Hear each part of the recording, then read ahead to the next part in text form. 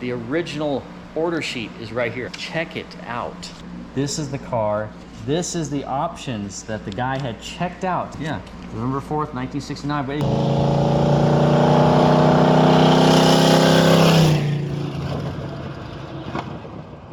But jump in this thing and see what it'll do.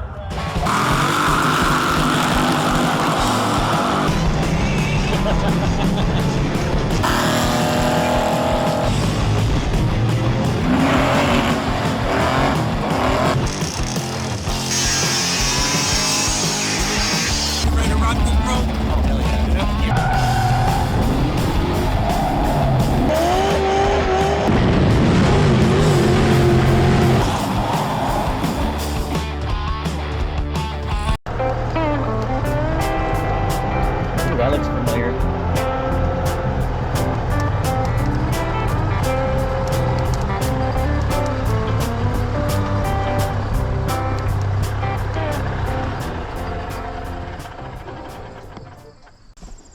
Eventually, I can find another Chevelle or El Camino.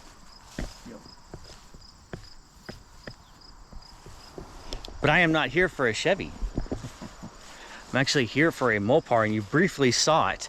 The green 70 383 4-speed Charger. I am way up here, almost touching Canada in Minnesota. I don't come to Minnesota that often. I go to North Dakota, but Minnesota is a lot more green than North Dakota.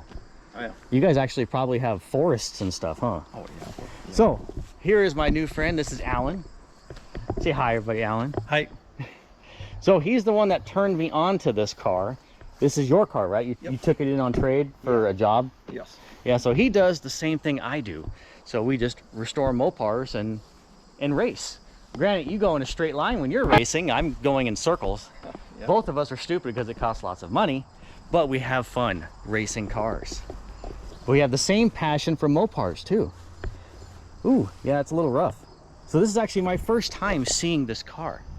And it actually has some very unique features to it, and it is special ordered. This was not a sales bank car, which sales bank is the dealership would just put out a request for a bunch of cars, and they would show up, put them in the lot, and sell. You could, however, walk in and special order a car. It took a little longer to get, but you can get it how you wanted. And of course, what we see right off the bat, it's a 70 Charger. 70s, for the people that don't know, they have the wraparound front bumper. My personal favorite is 68. What's yours? 70. You like the 70s? Wow. Over the 68s and 69s? Yeah. Okay, he is the rare model of Mopar. Yeah. Most guys do not, in fact, like the 70s. Or, well, it's come around. For a long time, nobody wanted 70s, and they were dirt cheap. Now that, 68s, 69s have gotten really expensive, well, so did 70s. It's pretty much the same body style from the side of the car, but it has the wraparound front bumper. 68s just had the lower part of the bumper, and the grill to me on a 68 was just more mean looking. It was like it's a big like whale mouth, just like arr. And then 69 rolled around, and it was the same as a 68, but they put this big divider in the middle, and it almost looked like you just had a big gap in your teeth. I don't know. To me, it looked like the car needed braces. And then in 1970, they fixed it with braces. They got rid of the divider. But then, when you take a whole bumper and you wrap it around, it kind of looks like you just took the whole nose and raised it up in the air. It just makes the nose look taller. So, to me, 70 Chargers always kind of look stuck up, like the nose is just higher. It's more snobby. Also, in 70s, was the introduction to the side marker that actually has a light bulb in it.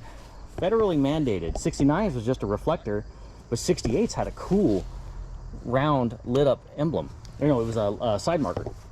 And I don't like side markers, but I don't mind the 68s.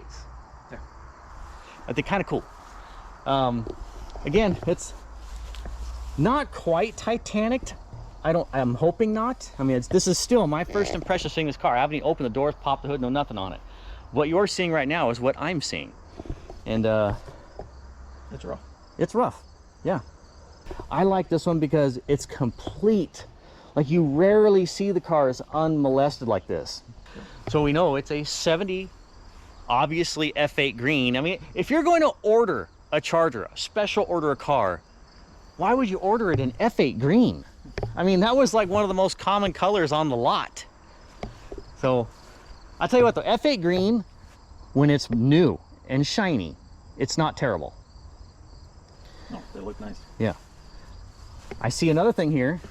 So this does not have the vinyl top trim, and this is original paint, I take it.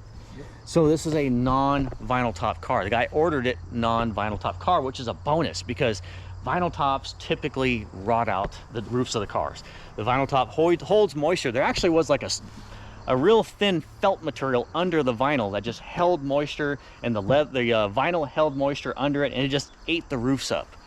But since this one was a painted rooftop car, the roof's actually really nice. Like, the roof is probably the nicest part of the car, huh? Right. Yeah. Yep. Do we? Oh, I see. So we got the racing adjust. Oh, so we only got the one pass. So is the mirror missing over there? No, just one mirror. Oh, okay. The driver's side. So yeah, so in 1970 it still was not standard to have dual mirrors. So you could, if you wanted both mirrors, you had to order it that way. So, but at least he does have the good mirror. And obviously it's the correct gas cap, because I guess they thought people were getting dumber by the year, and so 68, it didn't say fuel. I don't know if people thought that's where the antifreeze went or whatever, but 69 and 70, they decided to put fuel on there.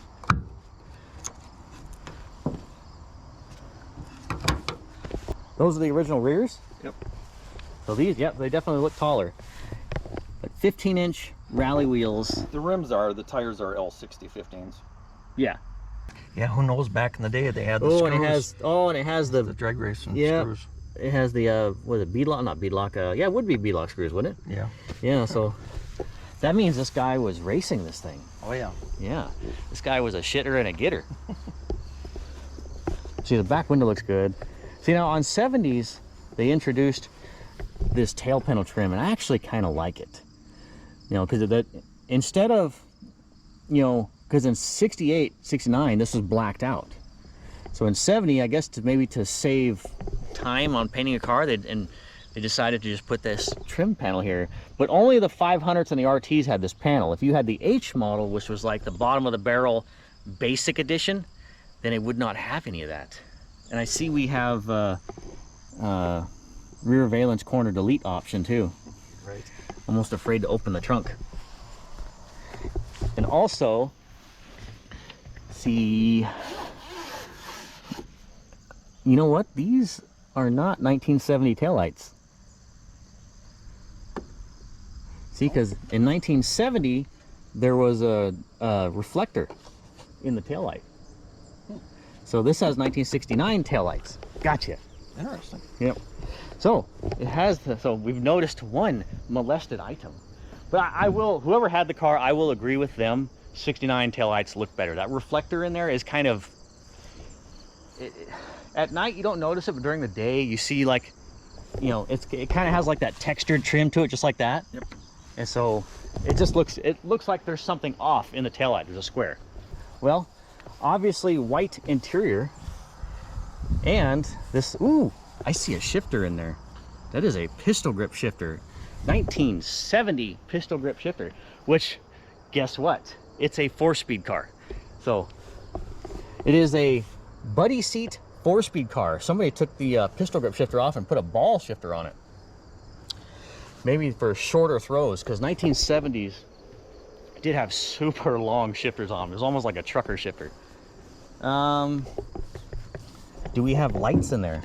We do not. So it is not a light package car. So it is not going to have a light in the trunk. It's not going to have a light for the keyhole. Oh no, again, one bad thing about 1970s is oh, it does have it. Oh, it's just the dirt was hiding it. Oh, okay. Okay, we're even now. He got me. We're even. Ooh, we got the Motar. Big block tree 80 tree. Look at this thing.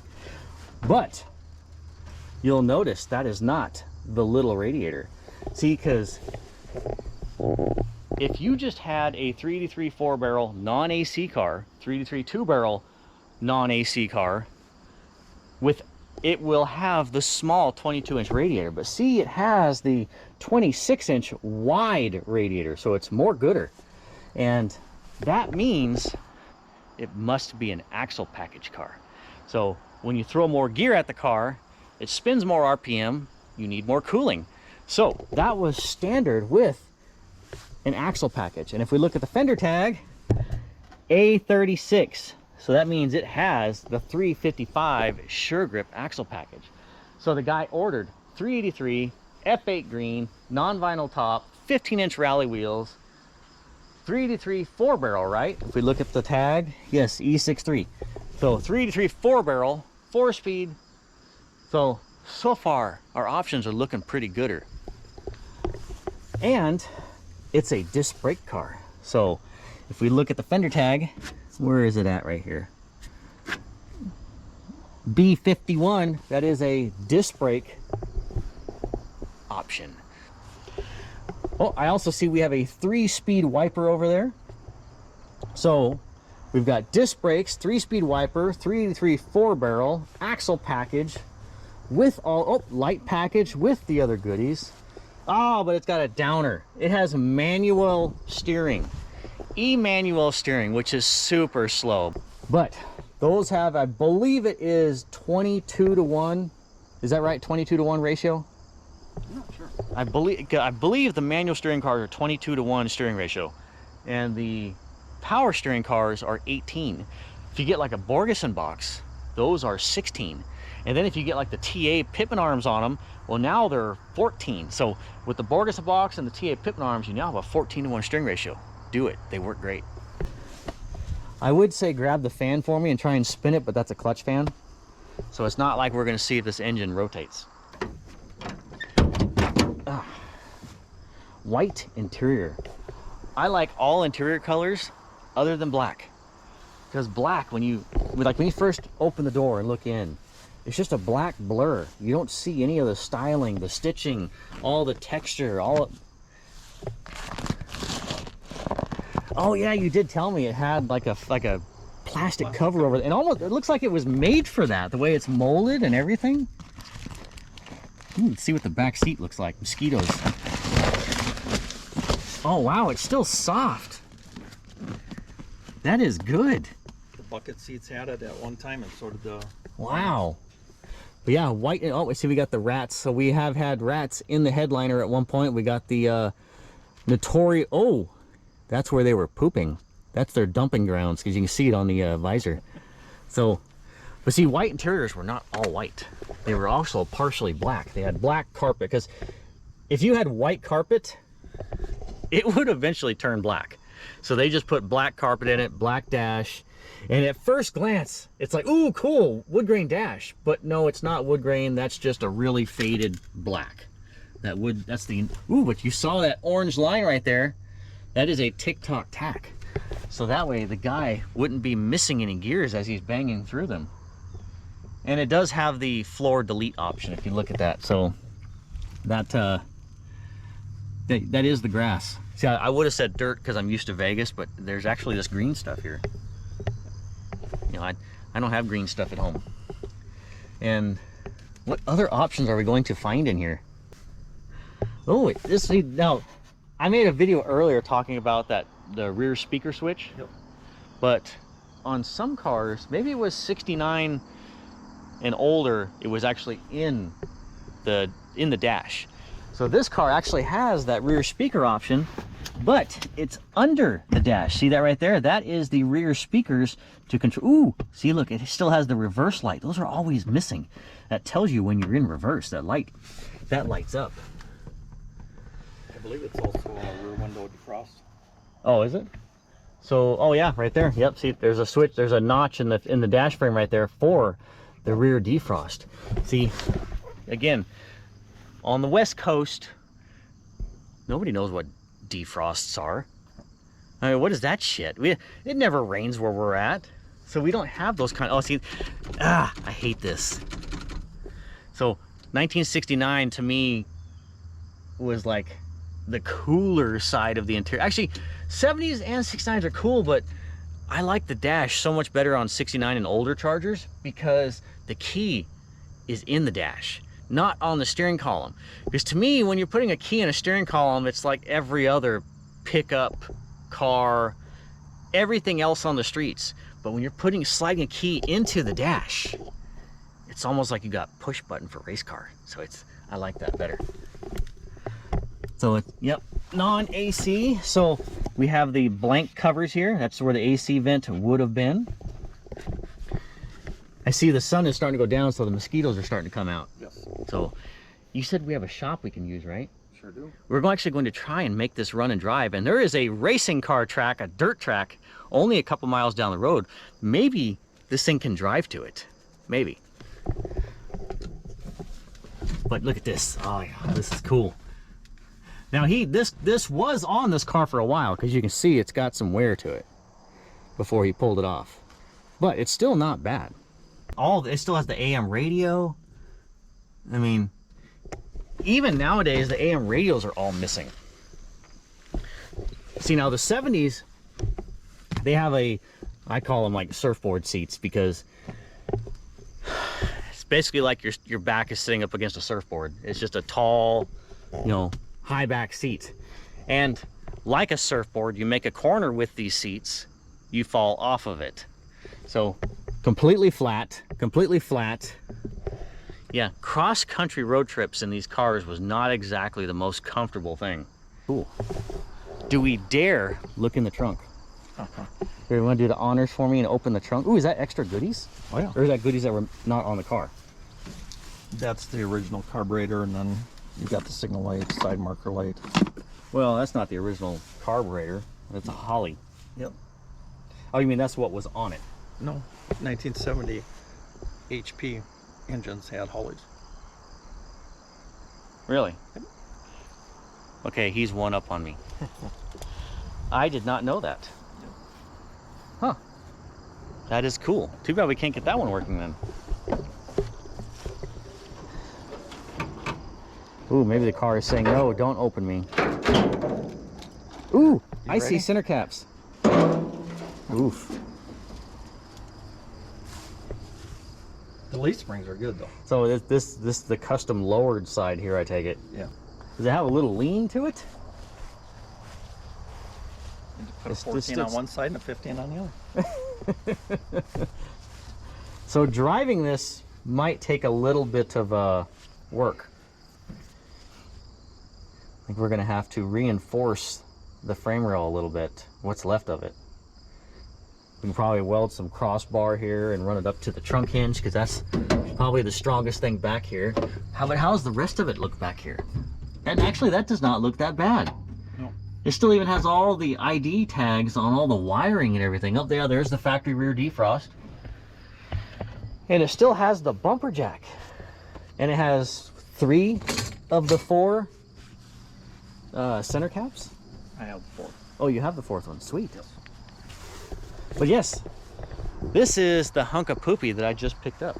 If it wasn't for that rear frame rail section, this would actually be a pretty decent car. Like basically, you only need to skin the quarters, because if you look up here, that's all good. Even back here, I wouldn't even consider replacing that for a driver quality car. Now, when you look under here, it's bad, but I mean, you've done these. It's really not hard just to hack the rear clips off these things. Cut them out. And just weld another rear clip to it. Yep. I just saw some more cancer, dang it. Right there. Oh, yeah. Trunk lid has seen better days. We have a replacement. But it does have the original bumper jack sticker still. Having the original bumper jack is cool though, too. See, if you took a West Coast car and an East Coast car or Northern car and you combine them together, yep, you would actually have a pretty decent car. I was gonna say let's try and make it drive into the shop, but I think with the mosquitoes and the sun going down, it'd be much easier just to drag it into the shop. Yeah. So Alan just pointed out another thing that I was unaware of, and it is this emblem. Normally a 70 Charger will have a 500 here. So, but up until 10 of 69, they used the standard tail panel. And then after that, then they put the 500 on it. Yep. And you're probably thinking 10 of 69. Well, see, they were building 70s 6 months into the previous year. So they started in, was it halfway through July, I believe it was? Like 17th, I think was the cutoff. So yeah, they would actually, I think they shut down the plant for like a week and did like a changeover or something like that. Yeah. So you'll see it says 10 of 69. Oh, yep, yep. Yeah, 10 of 69. So this was still being built while brand new 69s were on the lot. Just little details. And if you'll notice, the grill is missing a big chunk. But there's also a whole nother grill assembly right here that is in much more gooder shape. And they have the same brackets. And it's shiny. I like when the, see look, this chrome is unpolished, it's unrestored, and it is still shiny. Find a new car nowadays that will look that shiny 55 years later. No, it's all plastic plated chrome. What you think? Want to pull her in? Yeah, let's pull it in. Yeah. How are we gonna drag it in? Golf cart. Golf cart. In reverse. Yeah, you just have to walk going down the hill. You don't have no brakes. Oh, okay. Well, I'll just let it bank off you. Right. Yep, 69 Coronet RT. Ooh, and it has the louver, or it has the scoops on the side, or had. Yep. But that is not that common. 444 speed damper. Which only was in RTs. Oh, you got another Super B. That was my first Mopar right there. Was it really? Yeah. So your first Mopar is sitting neglected. Yeah, it was neglected when I bought it. Oh, it was pretty rough when you got it. I think I was 17. A couple years ago. Huh? Yeah. That Nova's seen better days. Yeah. Ooh, another Super B. That one I believe hit a approach. Oh, you can see it. Yeah, the doors won't shut. Oh, you got a circle track racing car. Another Nova. Just put a motor mat and go play with us. Oh, it's got some lacing stripes on the hood. That's cool. Got another Super B. You're just a Super B guy. Yep. Super B motor. Is this where all the neglected parts and cars hide? Yeah. Oh, you got all kinds. You got more Super Bs. That's a 71 Super B 383 4-speed. Which one? That's the one with the Oh, three okay, girl. yeah. Yeah. That's a air grabber. Nice. A Ram Charger. I don't see that one being restored right away. That's one of very few gold green 70 Super B. Oh yeah, that's a good color. 4-speed. Yeah. Why is this one sitting in the neglected row? Is it pretty rough? Yeah. Oh.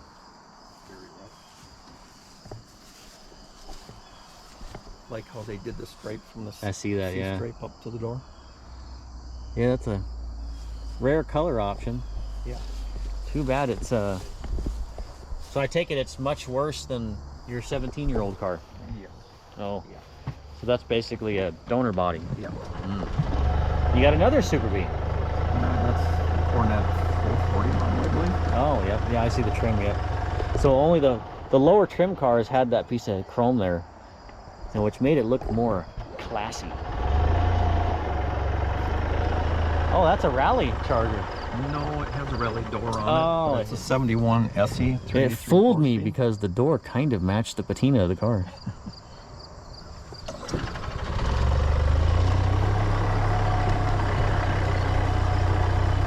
You got all this playground area. This is where you can be spinning cookies and have your own racetrack. Right? No, this car doesn't suck either. 1240 6-pack or 6-barrel. I was just gonna say. Yeah. You almost got me. What's up with this one? Really rough underneath? Yes. Oh. Not Yeah, gonna. it needs You gonna everything. restore this one someday or Someday. someday? It's a someday car. Just wait until you get older. Yeah. Right. That's got all the air grabber parts underneath. Oh, it does. Wow. Oh, it's got the gold stripe. Dust stripe. Dust stripe. Have the numbers matching with the controller speed and the Dana 64. That was a 410. If you say something incorrectly, the YouTube or the keyboard warriors will attack you. Yes, they will. We will see you in a minute. You got a much nicer work area than I do. Oh, you got a Charger you're working on? 76 pack Charger. Oh, that's your car. No. Oh. I thought that was yours. We got all kinds of goodies in here. Transmissions and engines with big knuckle pistons on them. If you haven't noticed with Mopar guys, this is kind of the trend. This is, you collect a lot of crap because one day you might use it. Oh, hey, I know that guy up on the TV. So this is the lift we're going to be using, huh? You got Dana's and just Dana's and third members and engines and all kinds of goodies. What's this? Oh, another Super B, huh? Oh, 400 RT. So now, see, can't jump on me because with the blankets all over it, all I see like that, you cannot tell the difference between a Coronet RT and a Super B from this angle. If I was on the other side, they have different taillights.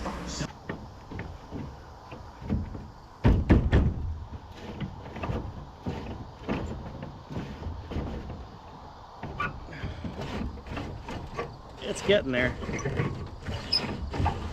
Aha! All right. You know, the hole in this fender makes a good camera placement.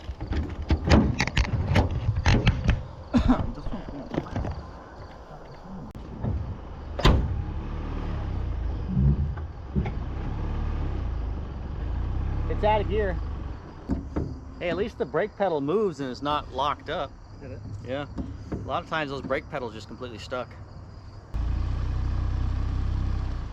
No? Is it already returning to the earth?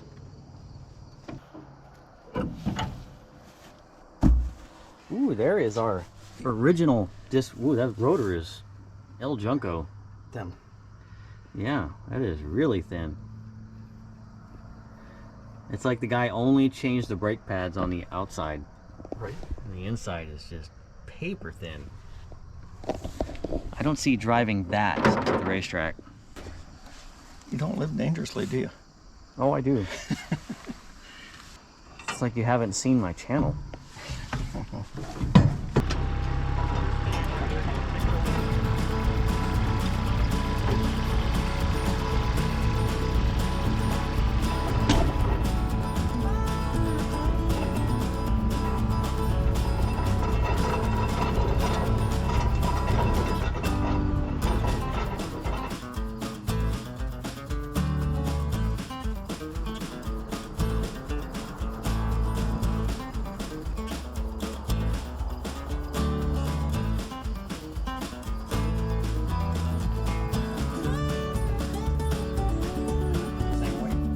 Yeah, so you just compared them. I think his was 969.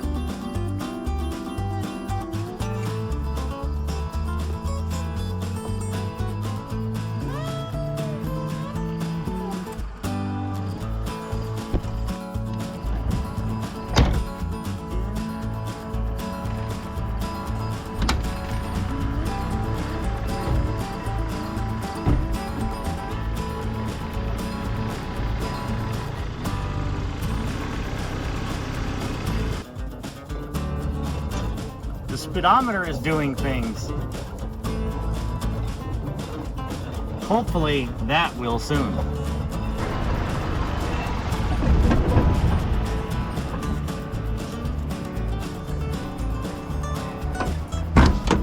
Well, I know the engine spins.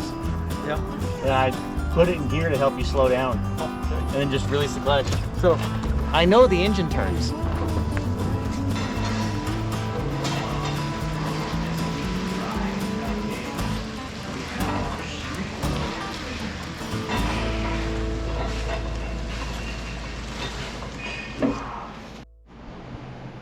I have brought some tools and some artillery to try and make this thing run. Even bought a battery. But we're gonna check out something even cooler at the moment, which was a really big bonus to this car. Now, I'm not like super numbers guru stuff, but I am a history guy. I love the history of the car and knowing what the car went through and the people that owned it. And I researched this. The guy that owned it, he died earlier this year, the original owner. Yeah, that's what you're saying. Yeah, so the original owner passed away just this year, a couple months ago. I didn't know him, you didn't know him, but it's just that generation of guys that had bought these things new they're getting fewer and fewer now.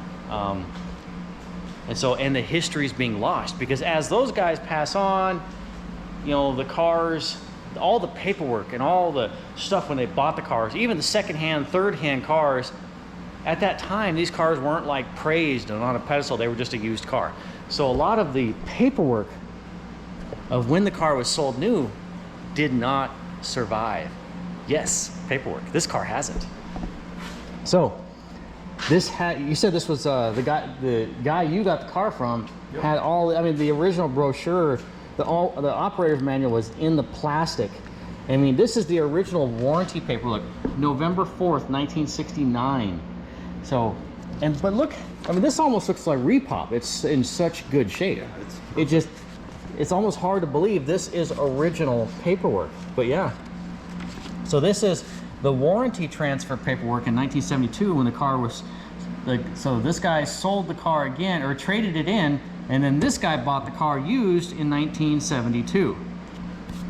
But, so, it's just cool that all this still exists, but the coolest part, the coolest, is the original, so when this car was special ordered, the original order sheet is right here. Is that what they called it, the order sheet?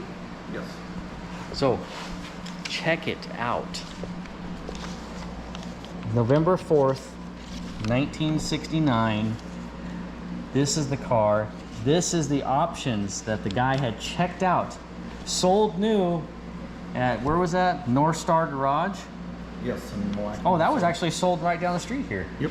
Yeah, because I drove through there. Yep. Milwaukee, Minnesota. Yeah, November 4th, 1969. But again, this is all handwritten. This is not scanned on a computer. Like, they didn't have computers back then. They have cell phones. They had none of that. This is all the original handwritten paperwork. And you can see optional equipment and accessories, the stuff that the guy wanted. You know, dark green metallic F8 with white interior. He wanted, oh, so yep, light group. So it is the light package like we saw on the hood, which was a $34.70 option. The performance axle package, so the Sure Grip with the 355, and I believe that didn't that also come with the HP? No, that would have been the towing package, right? That would come with the RT leaf springs package. No, this has the performance. Oh, it does have, okay. Yes. Okay, so it does have the bigger leaf springs, so it'll have the 7 and 6 split. Yeah. Wasn't quite sure on that, but disc brake option, $27.90. Oh, that axle package, $102.15.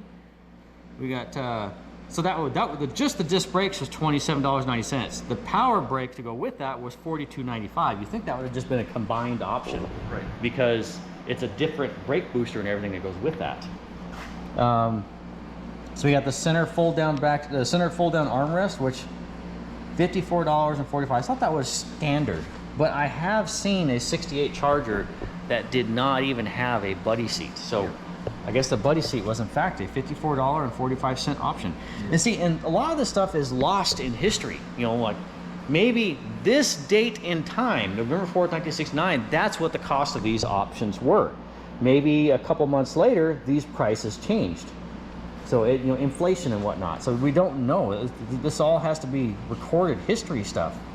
4-speed option was $197.25. I will pay that on every car nowadays. 383 4-barrel Magnum was not a standard engine. The standard engine was actually a slant 6, so this was actually the upgraded. It was more expensive for the 4-speed than it was for the more horsepowers. The bigger amp battery, so yeah, you paid $12.95 for the bigger battery.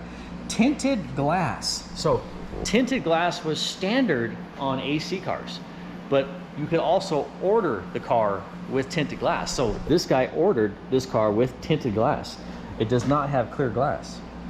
remote control mirror. Yep, so the upgraded side mirror, we talked about that earlier, and that was $10.45. The tinted windows was $40.70.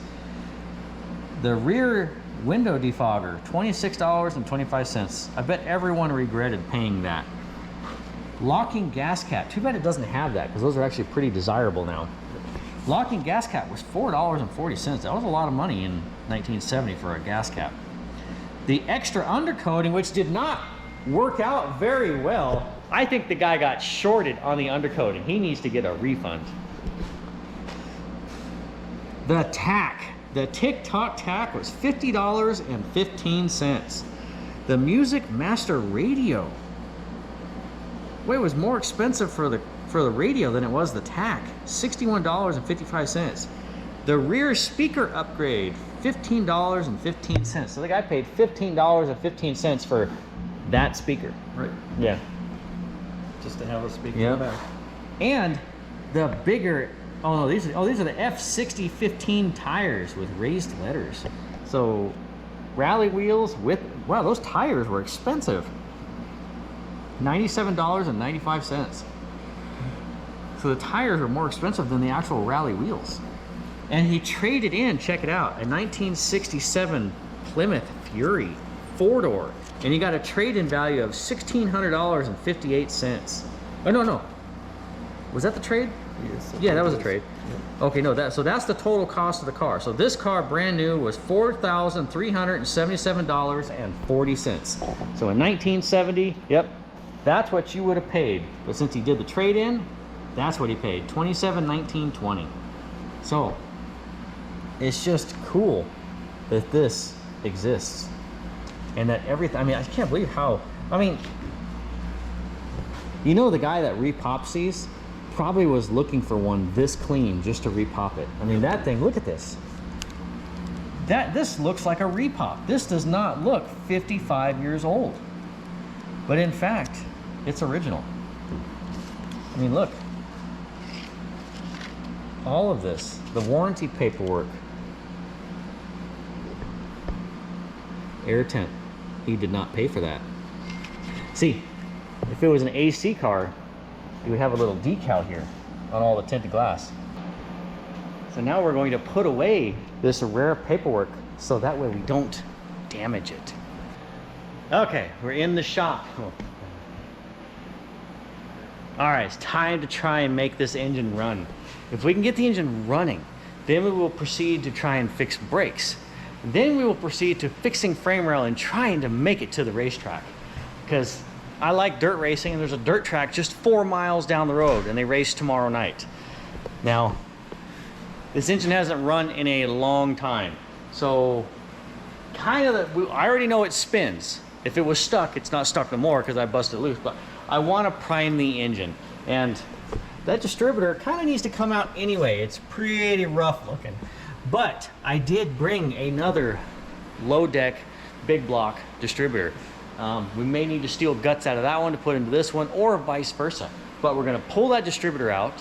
And then I also want to check to see how bad the timing chain is.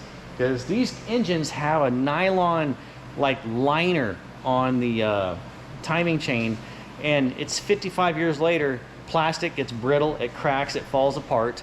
And it happens to a lot of these, where you'll fire them up and then all the plastic liner breaks apart, the engine or the timing chain skips on the camshaft gear or the sprocket, and it's game over. So I want to pull the distributor, and I want to maybe rock the engine back and forth with the pry bar and see how much play is in that timing chain. You got to have for tools to do this stuff, a building, and all that stuff. Here, can you?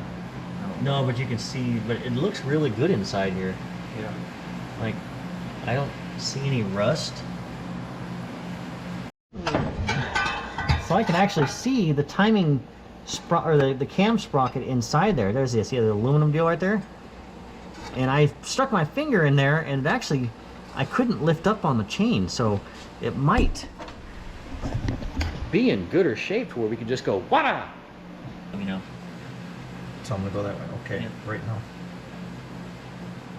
now. It's got some play in it, but Let me look at the, see if I can see any busted, go ahead and keep turning. See if I can see any busted teeth on them. I'm not gonna get very far. No? I can try putting a 1/2 inch ratchet on there and try turning it. I don't, it doesn't feel loose, but it definitely had some play to it. Yeah, so I was watching Alan drop the breaker bar, and then the cam was not spinning. And then it would finally grab and start spinning, so the chain is most likely stretched out. But you know what? What's the point of putting a chain on it if we can't even get it to make some noise anyway? I'm just trying to be a time saver. If it makes noise, then I will think about putting my new chain on it. All right, so I just came up with an ingenious idea. I'm gonna hook a test light to this guy. Go ahead and hook that on there. And if that test light flickers, that means the points are doing pointy things. And as long as this is doing pointy things and sends sparks to the spark plugs, all we need is fuel and it will fire. So if I spin this, ooh, all right. Flicker, flicker, flicker, flicker, flicker, flicker, flicker, flicker, flicker. Wait, 1, 2, 3, 4, 5, 6, 7, 8. That means we got 8 cylinders. We're good. That's what's nice about old school mechanical technology, is we can physically see if it's going to work or not. If that was a electronic distributor, we wouldn't know unless we were actually just trying to fire it up. Actually, yes, with a voltmeter, we'll actually can see if an electronic distributor is good, because we'll see the ACs going up and down as the reluctor wheel goes across. But we're going to go ahead and put the distributor gear back in, so that way it will spin the distributor as long as we have a coil. And oh yeah, there's no wires on this thing. The rats were super hungry. They ate all the wires off of it. All right, now is the time where we do bump, bump, bump, bump, bump, and get the #1 piston on its compression stroke, because it'll blow air. Are you going to do the finger test? Sure. All right, he's going to do the finger test. And as long as when it pushes air on his finger, that means that is the compression stroke at #1, which means we're going to aim the pointer on the distributor at #1, so then we can set all our wires and everything after that. That's solid.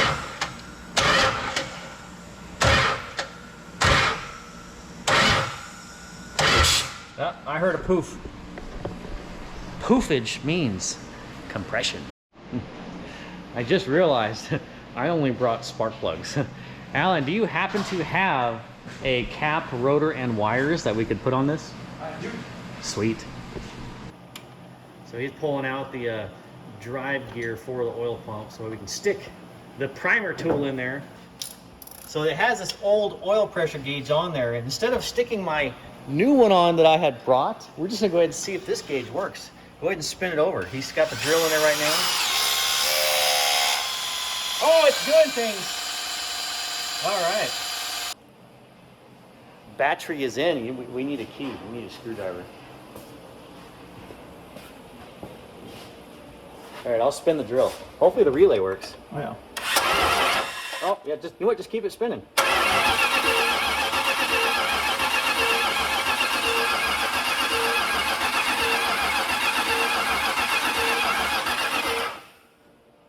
It actually spins over and sounds like it has even compression.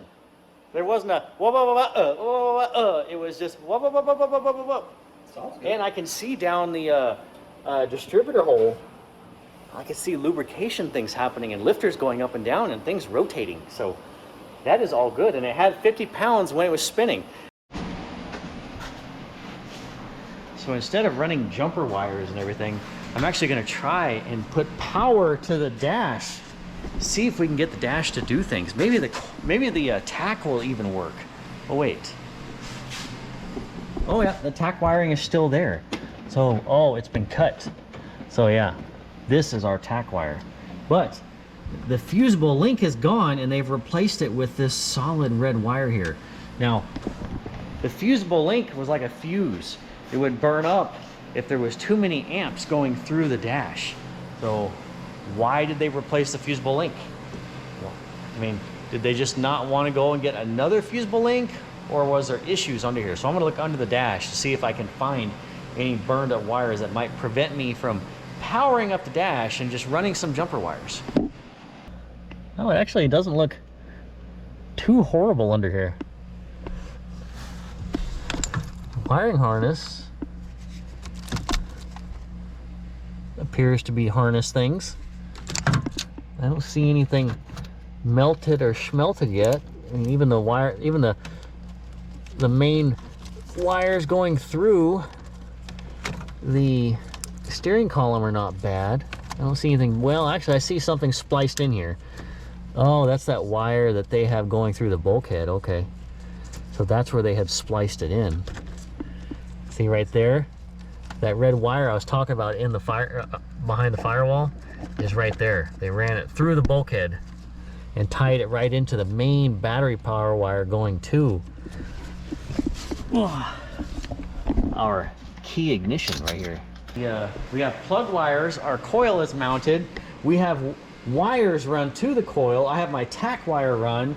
We took that wire that was coming right out of the bulkhead and ran it to the battery. We have not hooked the ground up, and I have not turned the key on yet, because if sparks are going to happen and the car bursts into flames and burns down, I'm sure you guys want to see that. So I have not turned the key yet.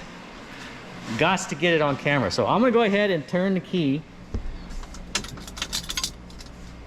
And then, all right, let's see if anything goofy happens when we...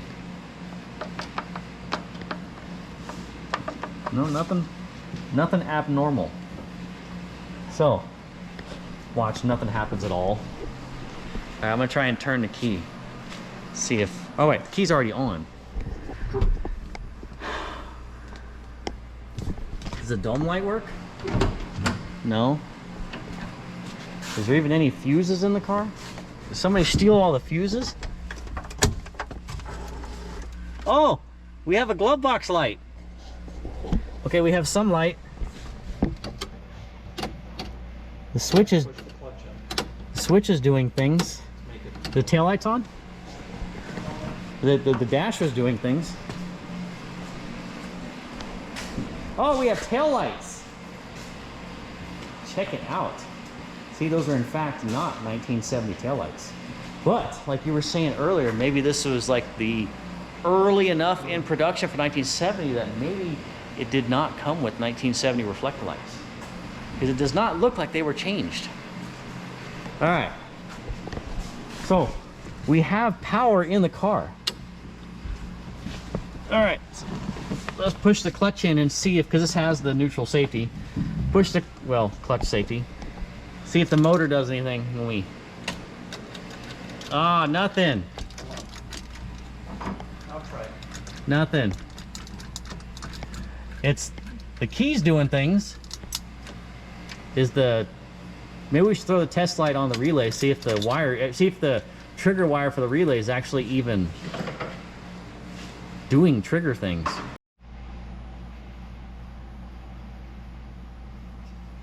Yep, that's actually smoke coming out of the steering column. So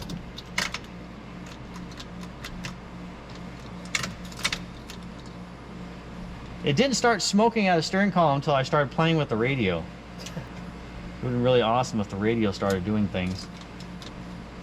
Oh, yeah, I think something happened, because now the glove box light's not even doing things when I'm trying to do things. Yeah, this wire is hot. Is it? No. Okay.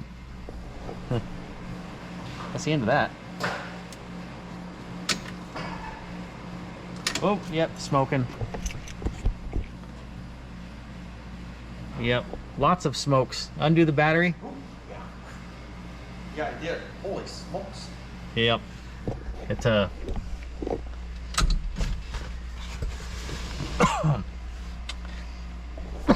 oh yeah, man. Electrical smoke will burn your lungs. I have been in a fire. I was racing ASA speed trucks, which is kind of like a NASCAR truck. And my wiring harness caught on fire inside the truck, and I had to dart off the track, dive out of the car, and was gagging and coughing on the infield. Yeah, there's lots of smokes, huh?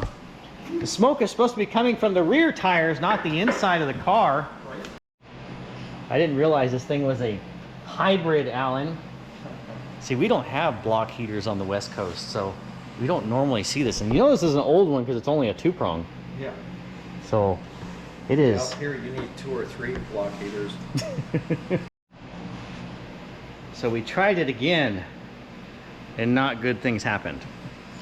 But the power wire going to the key, because the key is on the column now, the power wire going to the key got warm and kind of melted the plug a little bit, but not enough where it wouldn't work. But then the wires coming back out of the key that power the dash were fine. They weren't hot, they weren't melted, no nothing. So I'm gonna say there is a short in our key ignition. And we're just gonna bypass that and run power right to the ballast right now. Jumper wire is run from battery to ballast. From ballast goes to coil. So I'm gonna go ahead and pull this guy, and then I'll go ahead and have Alan jump the relay and see if we get sparks. Oh, yeah, it helps when the ground's hooked up, huh? Right. Yep.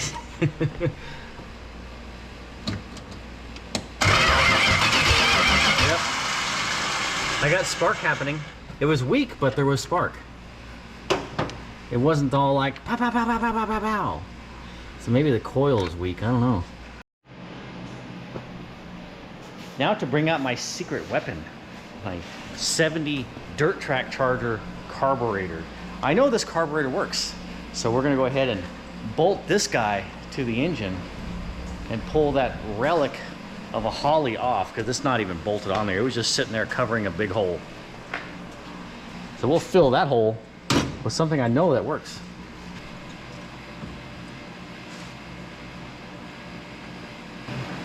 I didn't even look. Is this gasket any good? Yeah. Okay. Yeah, it was the one that was on there. Oh, okay. Because it's only 55 years old. Right. Siphon gas, although. Do you think we should probably even see if the fuel pump even works? Sure. I guess if you want to bump it, I'll stick my finger over the inlet side, see if I can feel anything happening. So, all right, fingers over.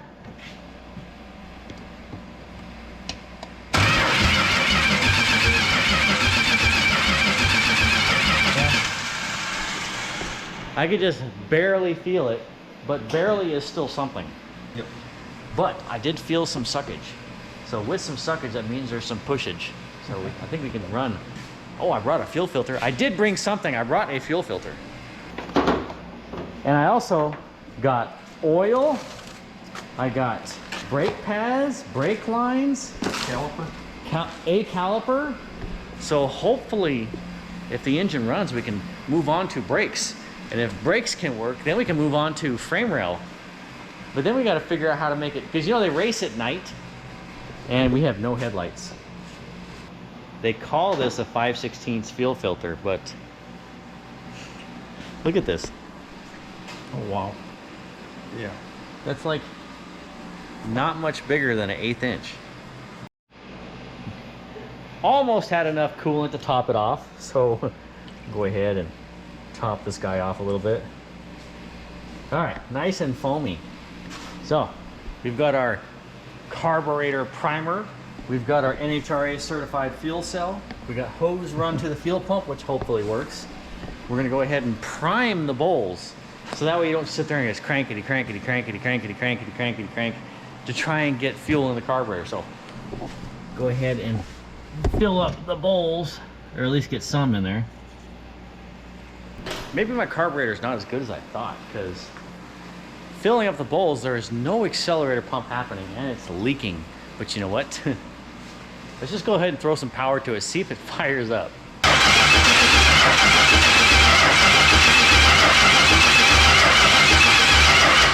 Let me double check this. Go ahead again.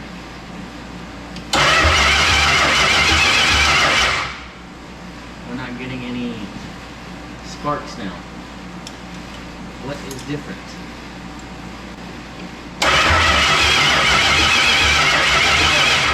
It's just super weak. Is it? Yeah, it's super weak. What is this wizardry you're bringing up? You haven't seen one of these? No. Plug her in. Well, how is it gonna know? You'll see. Where do I plug it in at? Right in the coil. There's a cap, I mean. In the cap? Yep. Ready? Yeah.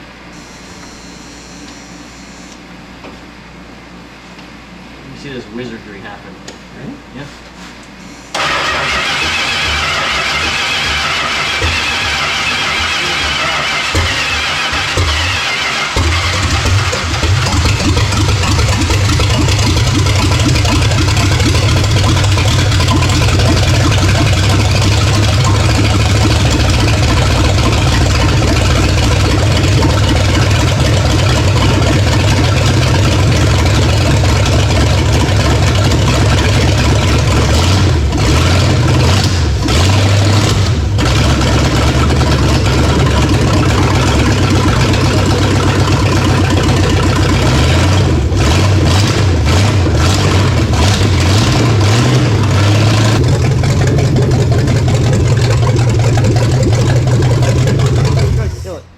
What is that thing? I've never seen that before. Most shops should be without one of those.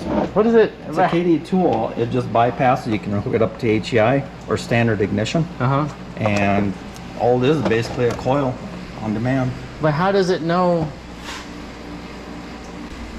Oh, we got all kinds of leakage happening over here. Oh, What is that? gas? Oh.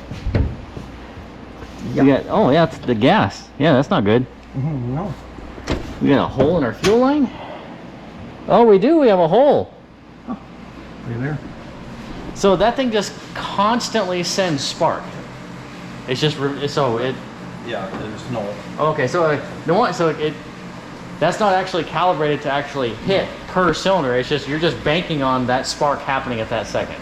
Yep. Just a test fire or I've something. been using them things for years.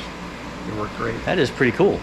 Probably didn't run correctly, but it was good enough to know that it ran. Yeah. Oh, side note, it runs. Yeah, completely baffled by this wizardry stuff here that I didn't even realize it runs. We got to figure out why it's not running correctly though. Well, it's not going to with this setup. You'll have to get Yeah. the coil working. Well, I think this coil is just really weak. Yep. Because, I mean, I had to be within like a 1/16 of an inch to see a hairline of a spark. But This will get you running. But it ran and it had Earl pressure. And we know the fuel pump worked good enough to actually draw the siphon to the pump because it siphoned it in. Yep. And then all of a sudden it was leaking like crazy through the pinhole. So yes. Yeah, look at that massive hole there. But it did fire up and it had Earl pressure and it ran and it idled. Now, but you just gotta figure out why the accelerator pump on the carburetor is not working. So something, there's no accelerator happening. So something changed. So we're gonna diagnose and figure out, maybe swap a coil, lift the lid off the carburetor, try and figure out why things isn't happening like they're supposed to. So the plunger and everything looked fine. I'm thinking for some reason maybe the little pendulum in here stuck. And so we should be getting fuel out of there if I stick the plunger in here.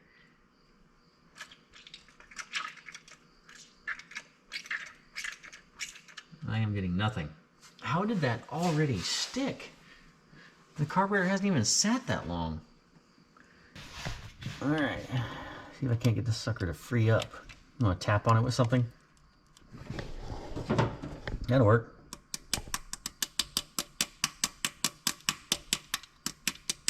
Okay, let's see if it does. There it goes. We got fuel coming out of the thing now. Go ahead and plunge it for me. I'll keep it from spitting out. Okay, yeah, we're getting fuel out of it now. Isn't it crazy? That carburetor's only been sitting a week? All right, I figured it out. Why we're getting really crappy spark. Our rusty distributor finally Titanicked itself, and this base plate that is here, that actually mounts the points to it, has completely busted loose. Like, that's not supposed to be doing that. So our points was not pointing because, well, if the rocker is not mounted to anything, which fixes itself on a pivot point to go off of the cam lobe of the distributor, that action is not going to happen, which is the points. So I have another one here. This is the one I brought. This is the one I brought just for parts, but you can see our base plate is solid, and when you rotate this, our points is actually pointing and doing things. It's opening and closing, which is what happens when you charge the coil with a voltage. It will charges it, and then when you cut that voltage, well, all of that needs to go somewhere. So what happens is it circulates inside that coil and pow, sends out high voltage. And since our distributor is junk, it is not sending that pow to the distributor. So we're going to take apart the essential items we need from the Titanic distributor to complete my parts distributor. So we're going to take the bushing, the pin, the doodads, the gizzards, the wires, and make one functional distributor. I'll have my hand model take care of this for me. Hand model.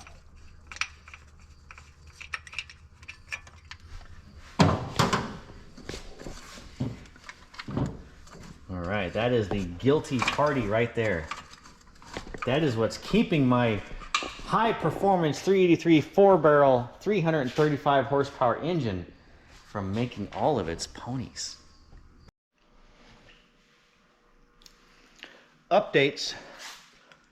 Not only was our distributor Titanic and junk, but I believe our coil was bad too, because now that we had points working, we couldn't get the coil to do anything. And we were watching it with a test light and it was flickering. So we swapped out our black coil for our red coil, because red means dangerous, so maybe that has sparks to it. And we're going to see if it in fact, well, makes lightning. All right, bring on the lightning.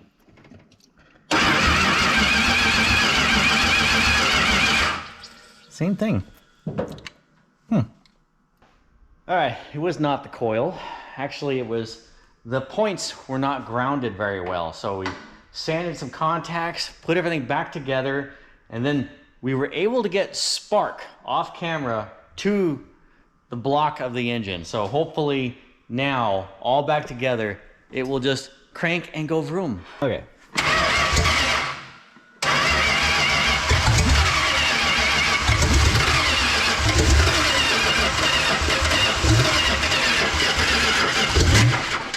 Ooh.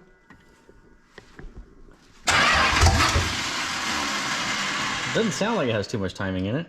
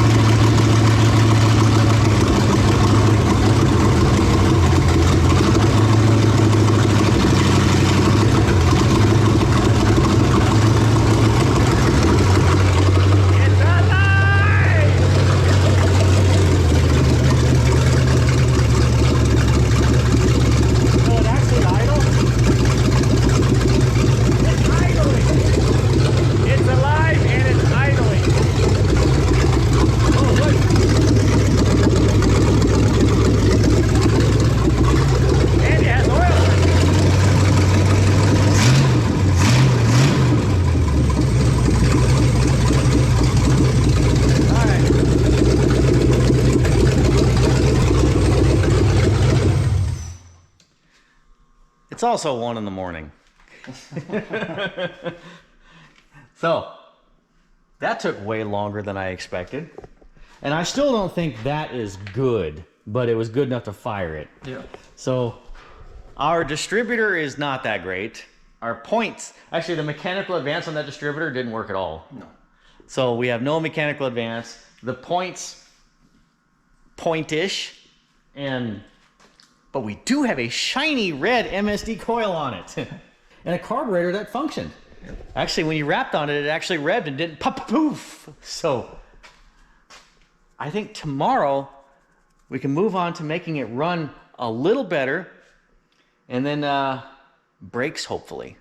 Brakes. I think it's lights out time. Save the rest for tomorrow. What do you think? Yep.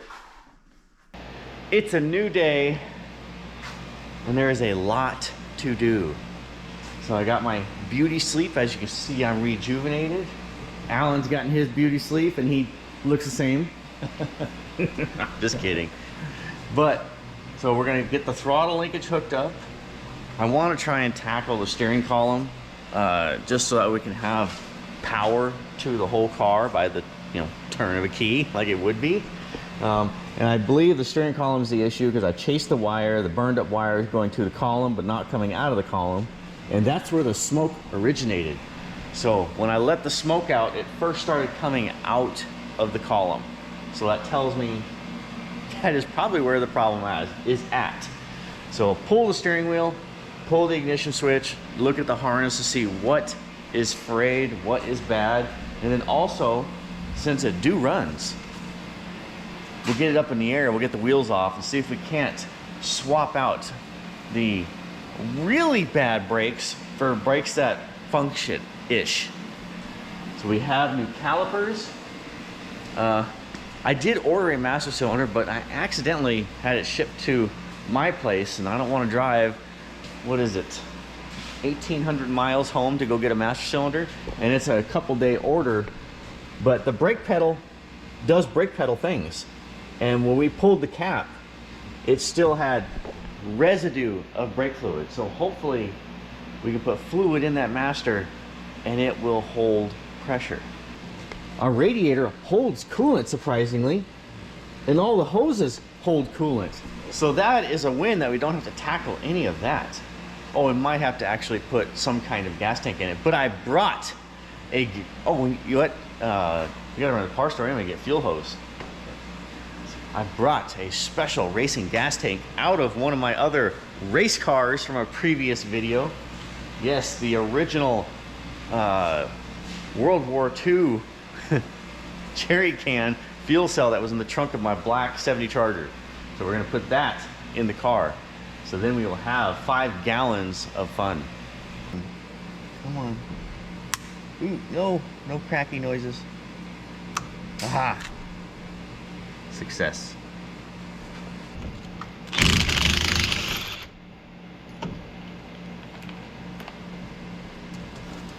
I'm gonna say the steering wheel has never been off this car. I don't think so.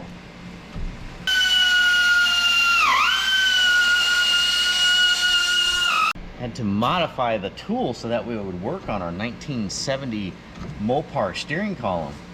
And I think it's gonna work now. Ah, success.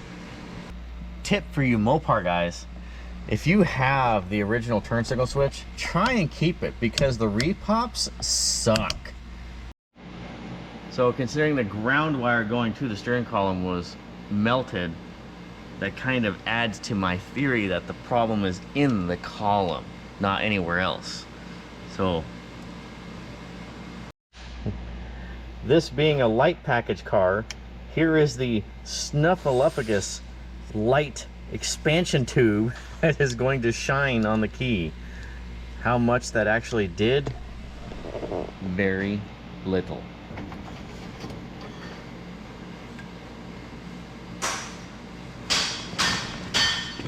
Oh, I see it.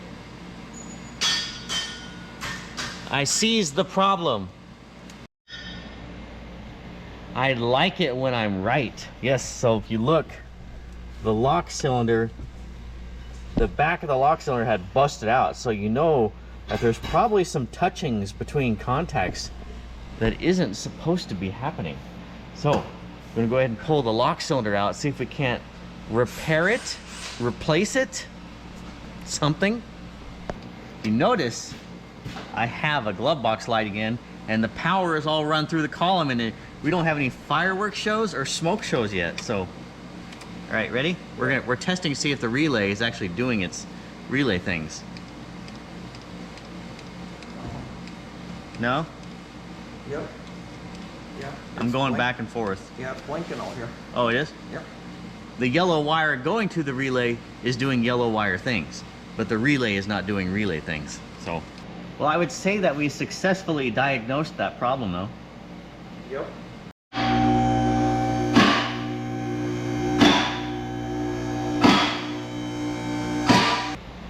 Well, the steering column is all repaired, and we believe it's going to work once we get the new relay on it. Actually, we tested it, and the car actually did power up. So, steering column, check. Now, this is my first time seeing the bottom side of this car. We can see it still has all of its factory disc brake stuff. Of course, it's definitely seen better days, but you know, it's there. We're going to go ahead and put a new rotor on this side because this side was super thin looking. Oh, and actually the rotor has busted in two pieces. That is the outer, that's the outer part of the rotor that is now spinning compared to the inner part. That's what was making all that clankety clank noise when we were dragging it. It almost sounded like the wheel was loose, but I didn't really care because I was like, once we get in the shop, we'll figure it out. But look how good that wheel rolls with no rotor drag because it's busted in half. All right, what else we got under here? So we have our, where is, aha, there it is. And it is the numbers matching motor.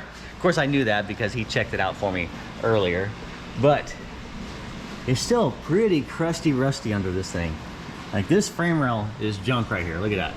That frame rail is foobar garbage. Torsion support is garbage, all crusty, rusty. This side's blowed out. Now, he did pay extra money for undercoating, so you'll see it has some undercoating under this thing, but I think they gypped him on the undercoating because it's not very thick, and I don't think it was a very good job. Like, if this was all undercoated really well, it would have protected the car better. But with your Minnesota weathers, I don't, even if they quadruple undercoated this car, I don't think it was going to save it. It probably would have held moisture even more. But yes, look at this frame rail delete option right there. Both sides is pretty fuckered. It is all here, minus exhaust. So this doesn't even have the street strip option, which is one muffler, one no. This exhaust is completely gone. So this is full race mode. And let's see if it's got the, oop, I see a 3.5. So you know there's another 5 behind that because there was only a 355 option close to that. And it has the, should be, where is it at? 489, so 489 is proper. Now, if I spin this tire, that other tire should spin the same direction. And it do. That means we in fact do have the 355 Sure Grip Performance Axle Package. Speaking of axle, since this is the axle package car, we should have 7 leafs over here. So we got 1, 2, 3, 4, 5, 6, 7. 7 leafs. 1, 2, 3, 4, 5, 6. So it has the RT leaf springs in it. We know he was a drag racer because we have, you know, holes drilled into the 15-inch rally wheels. So that way the tires would not slip when he's running really low air pressure. But I wonder if he had this motor in this car the whole time. Because you know this engine would have not made enough power to even slip the slicks on the rims. Right. But check out his fancy drive shaft loop. At one point, these might have connected. And that would have been his race car drive shaft loop. See, disc brake car, this would be the damper for the rear drums to absorb. So that way the rears would not lock up before the discs do. So it still has the Z-bar linkage. Everything is there. See, the front clip had been off this car at one point. As you can tell, the front bumper was just bolted back on. But it had been bolted back on a long time ago. But the front bumper was off this. The fender had obviously had some body work done to it. So there was some repairage happening to this car. Probably is why it was parked. Man, when it rains here in Minnesota, it really rains, doesn't it? Good thing we're not doing outside work. But yeah, the lower quarters, the wheelhouse, the outer rockers, completely shot. Look, here, you guys can get inside and look inside the car. See the galvanized inner rocker. So, obviously, it's cream puff, but it's a cool cream puff. Now, see if we can make this cream puff stop. Another thing Alan made me aware of is this car still had the factory lug nuts, which has that little dimple in it right there. Just that little dimple is the only difference between factory lug nuts and non-factory lug nuts, correct? Yep. And because this was a factory rally wheel car, one thing I did know with the factory 15-inch rally wheel cars is if you look in here, I don't know why, but the 15-inch rally wheel cars, there was an additional spacer put under the bump stop. See, right there is a spacer, rubber spacer control arm. And that was one thing that was pointed out to me that I did not know until, I want to say 5-6 years ago. I had bought a 70 Charger, had no fender tag whatsoever. A buddy that was real knowledgeable, like Mopar guru fender tag guy, shows up to look at it, just to look at the car. And he's like, oh, this is a rally wheel car. I'm like, how the hell do you know? He's like, well, because of that spacer right there, we know it was a 15-inch factory rally wheel car. I'm like, light bulb, more knowledge added. And now you know. Useless information that you will know, especially if you were a Chevy or Ford guy. You didn't need to know that, but now you do. Have you ever seen this before, Alan? No. That is impressive. Not even on newer stuff like that. I have never seen the rotor split.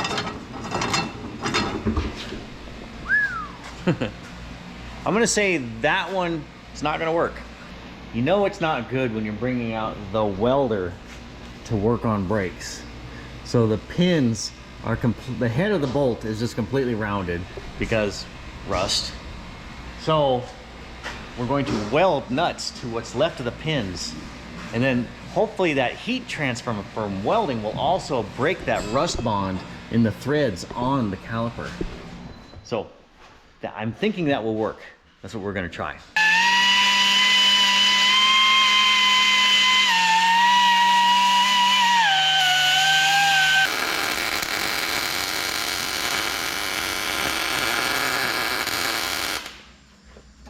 Put a lot of heat on it, so that way it'll heat up everything.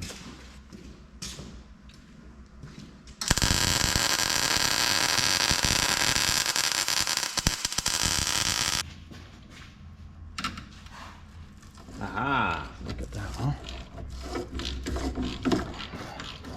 Heat transfer.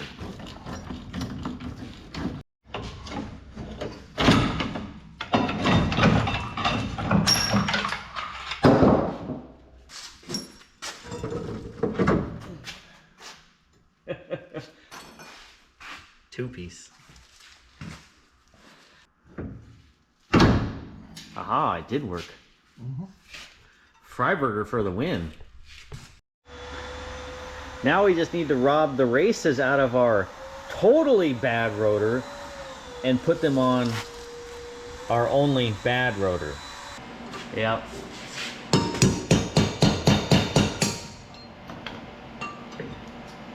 Aha.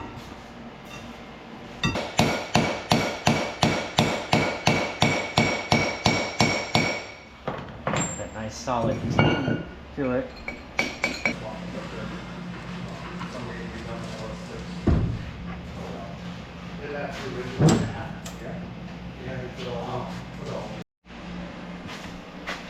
Of course, anytime you're dealing with repop stuff, reproduction, aftermarket, you're going to have issues. And we have encountered our first aftermarket issue, the first aftermarket part we tried bolting to the car. So the threads don't line, we can't get the caliper to line up with the threads. That's because the caliper has bottomed out on the caliper bracket, the little step right there.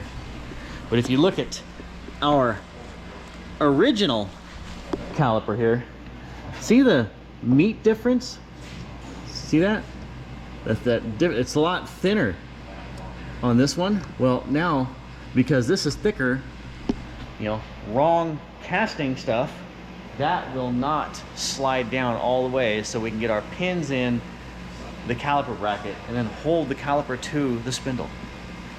So we're gonna have to cut off a good 1/4 of an inch here of meat just to get the freaking caliper to sit on the caliper bracket.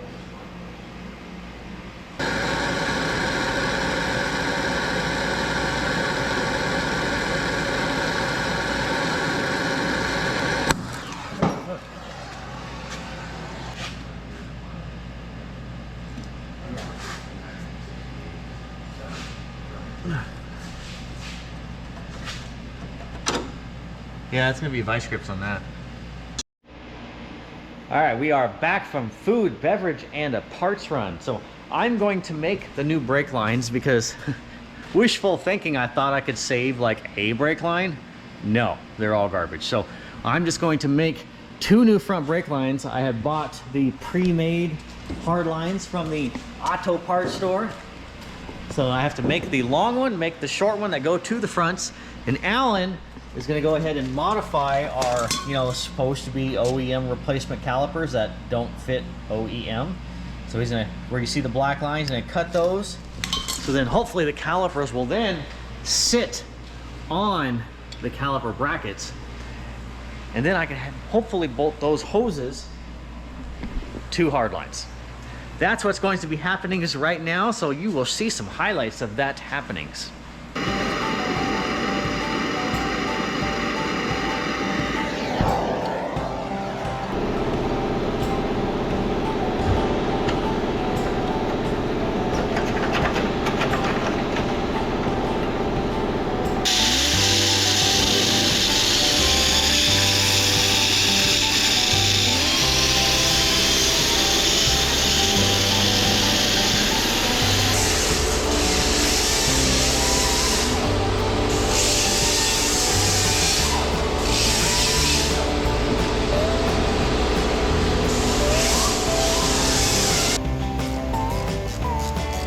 See, and you were giving the aftermarket shit. Direct bolt on.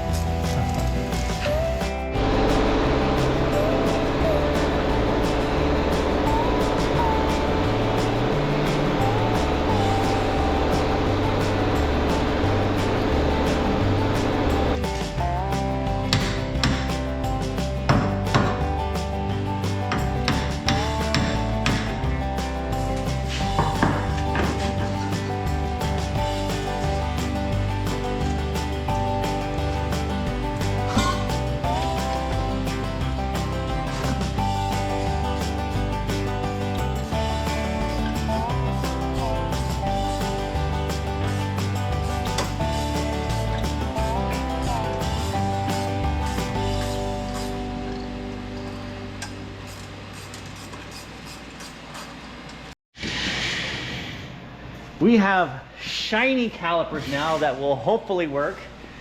I quickly bent up some brake lines. Look, I mean, look at the level of expertise on my brake line. It's now underslung along the K-frame, up, over, around, back down the frame rail, loop over, and then bam. But you know what? It will do the job. So we're gonna put brake fluid in it now and see if it will do brake things. Brake things, not like brake things.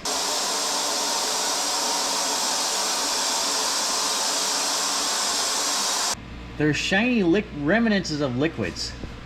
So I am hoping that the master cylinder will hold pressure. We're gonna fill it up and find out. All right, down. Up. Down.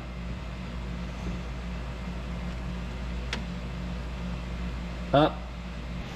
I think our master cylinder is not mastering. We're gonna try and vacuum bleed it and see if we can get some fluid into the seals. Maybe that'll rejuvenate.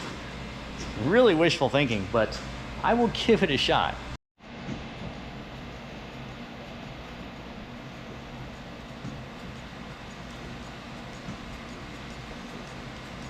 not working.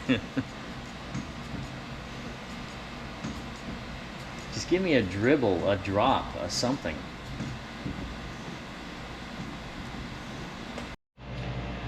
We're going to attempt something. I've never done this before, but he's got a big syringe, and we're thinking maybe something stuck in the master, a piece of debris, whatever, rust. Not like that would be possible. We're gonna try and blow through it. I don't know, I've never done this. Go up on the pedal. Oh, we're leaking. It actually took some of it. So we finally are getting, push it on the pedal.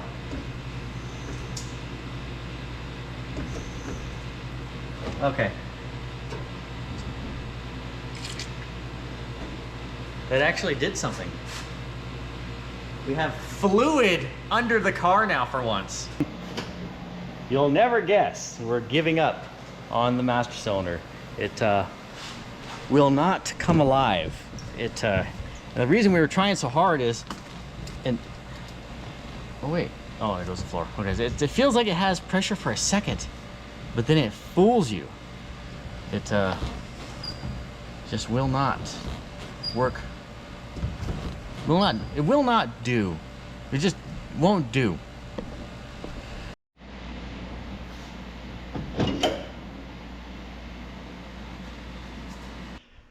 After calling many auto shops and them laughing at us because, you know, trying to find a disc brake master cylinder for a $70 Charger on the fly, and then we hit up Jeremy, who just lives a couple miles down the road, another Mopar guy, and we're like, hey, do you have any master cylinders? He's like, yeah, I got a brand new one in the box. So Jeremy saved the day. We got ourselves a new master cylinder, and I had the forethought to bring some brake lines just in case, because they were sitting on the shelf. So this is a driver's side outlet brake line. This replacement master also has driver's side outlet brake lines. So it just so happens everything worked out to where we have a running car. We now have a fuel line routed to nothing yet, but it will be routed to something. We came up with fuel pump, over engine, down bell housing, along the top of the shifter, and then it's going to come through our factory vent hole, and we will mount the fuel cell right there. And by fuel cell, the original jerry can fuel cell from my 70 dirt track Charger. Yes, I brought it with me. Reusing old things and saving pennies, but spending lots of dollars. And then let me show you our geniusness idea of fixing the rear clip. Just good enough to drive. Alan just happened to have this piece of angle iron that he had bent and made. So we're gonna weld it to what's left of our frame rails here. And then we're gonna run some support braces, down tubes, up to the trunk hinges. So that way the rear clip will not just, as we drop the clutch, front end comes up in the air, the rear end won't just buckle and fall down. One can dream. You know, I was a kid listening to the old timers, and they always said, oh yeah, I carry the front tires 20 feet. You know, I mean, how many times have you heard that? Oh yeah, hopped it over a pop can or a beer can. Yeah, beer can, hop, front tire up, got the 509 purple cam in it. It would spin tires in fourth gear. You know, kind of like Three-quarter race cam. Three-quarter race cam, all those old stories. Or you just put like Barbie car tires on the back of your car like Mike Delph's, and it seems like you make a bazillion horsepower, but really you just have plastic rear tires. Okay. Actually, technically right now, this car has plastic rear tires. We can totally Delph's this thing out and smoke the tires in fourth gear for probably 5 city blocks. Yep. No problem. All right, master almost installed. Alan, you are my Derek today. Thanks. It's front brakes that we're after. The rears do not care right now because all that needs to be fixed. But I got fluid in it, and we're gonna do the really quick bench bleed since we really don't care about the paint. So down, up. Ooh, I felt suction. down, up, Feels good. down, up, down, up, down. All right, that's fluid. All right, down. Ooh, I heard things. I heard squishy things. Up, down. Oh, I got fluid. It is doing things now. Up, down.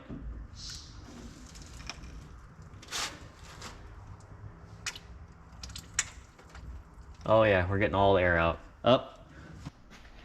Well, I got a bunch of fluid all over your floor, Alan, but do we have brakes now? Oh yeah. Is it like rock hard, like it will stop the car? Oh yes. Yeah, they're very hard. Definitely. Actually, hold the pedal down. Let me see if we got any leaks. Is the front calc or rotor hole? We don't even have any leaks. Something is wrong that we actually have functional brakes and no leaks. All right, next is frame rails. I'm just gonna go in there and clear some spots to weld to. All right. So I'm thinking if we just put like you have one of those scissor bumper jacks? Yeah.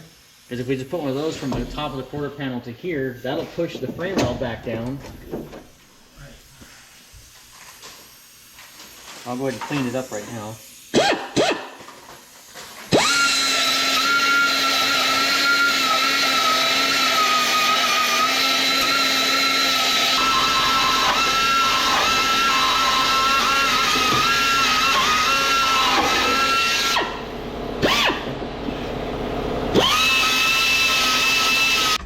My way a little bit. Oh, I'll hold it.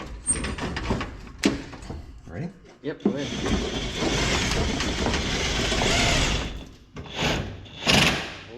Oh. Yeah, back it down. I'll angle it this way. All right, go ahead.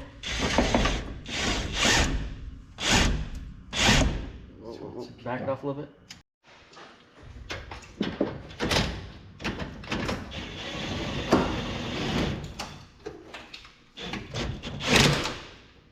I think that is probably good enough right there. Yes.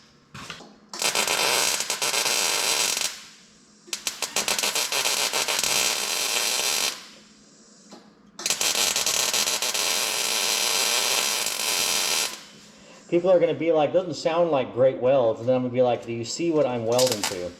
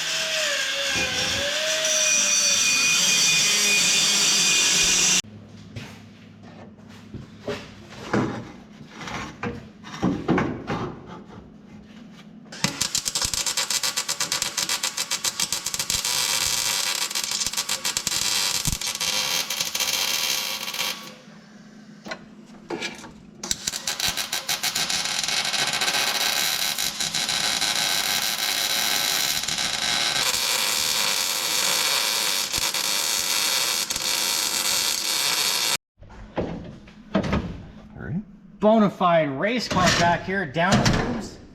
Ooh, it just like, you just barely unthreaded it and it fell off, huh? Yep. That That means our rear clip is rigid and ready for burnout action when we get to it.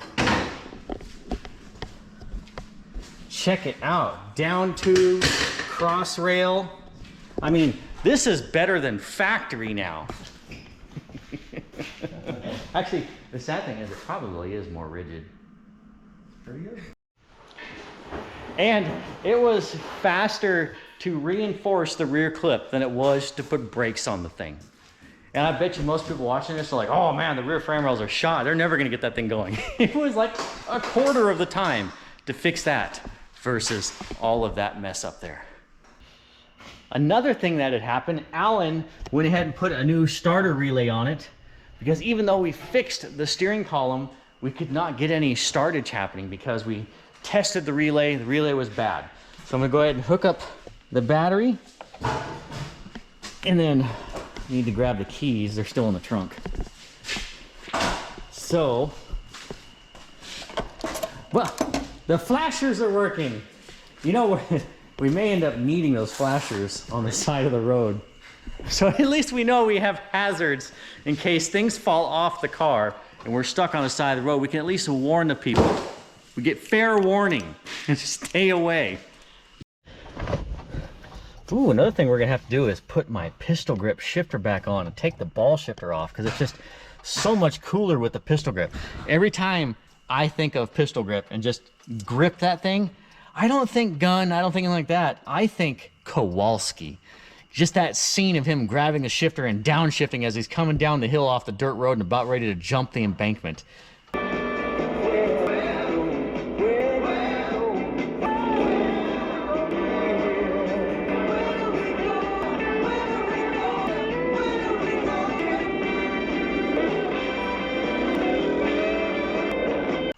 Every time I see this, I just think of that scene. So this has to go back on my car. Let's see if we can get turned to... Aha, they turned off. All right, let's see if this thing will actually crank. I guess it helps if you got the right key.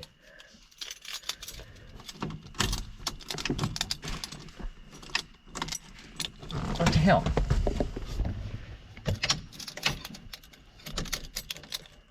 Am I missing something here?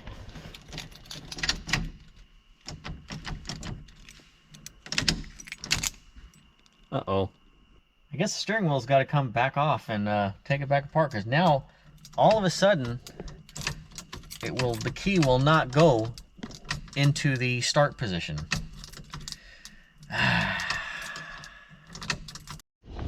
It's just funny that I can see you from inside the car.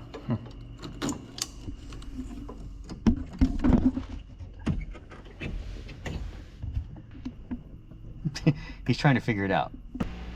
I have fixed it. Check it out. We have full crank action on the starter now, but with some positives, there's always some negatives. All of a sudden we had headlights. Now we have no headlights anymore. The dimmer switch said, F you, I'm done. I'm 55 years old, do without me. So we're going to make a pigtail to bypass the dimmer switch so we can get our headlights back. We got our headlights back. Look, the red light is back on my dash. That is functional. I even, look, listen. That is the horn relay doing horn relay things. We just hooked up the tach. We got the starter relay functional. I'm really curious if this 55-year-old tach is going to do needle things.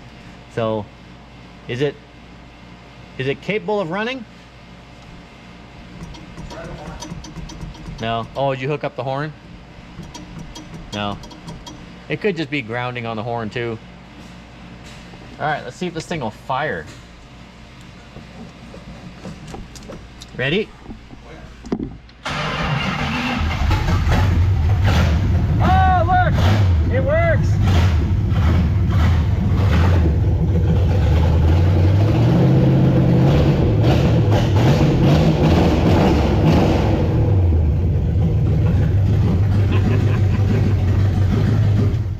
That is cool. The original tach that never works. Right.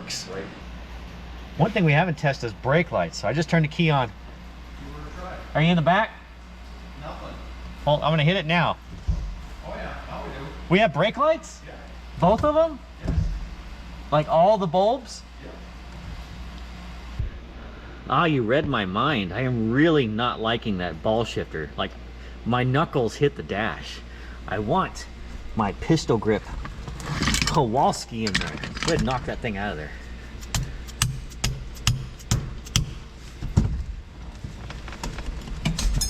Yes! Don't need no feeler gauge, just a butter knife. That's it. Mopar tip from Alan.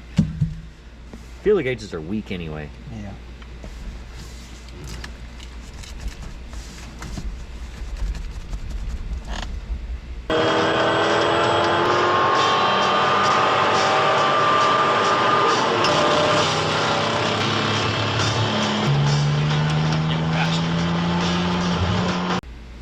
Oh, look at the cool status. Just went way up. Alan Kowalski over here.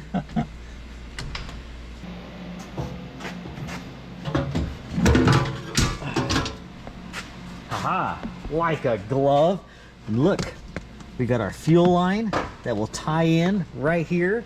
It goes under the seat, loop-de-loop, and out the hole in the floor. NASCAR approved. So it's the next morning. It's a little chillier today. I thought I'd come out here and, you know, tune this engine up. And should have had the GoPro rolling, but I was like, yeah, I'll just, you know, set the timing real quick, no big deal. And as I was revving it up and setting my timing, not even just like wah-bah, wah-bah, I was just one, I had it at like maybe 3,500. All of a sudden the engine like instantly dropped 500 RPM, the timing marker changed, and it started running like crap. Go to fire it up again, and go ahead and show them what the distributor does when it's cranking now.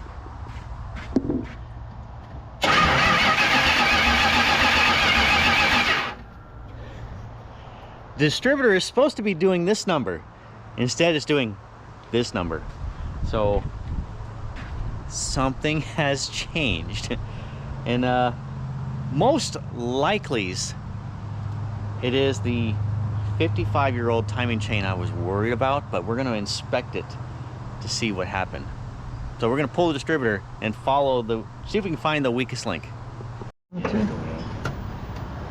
That's why I think it's the timing chain, because when I was revving it up, Yeah, it just started getting real. well, I was holding it at a consistent Yep. 3,500, just dialing in the distributor or dialing in the timing light. Yep. And then all of a sudden, I saw the timing marker move like 20 degrees, Yep.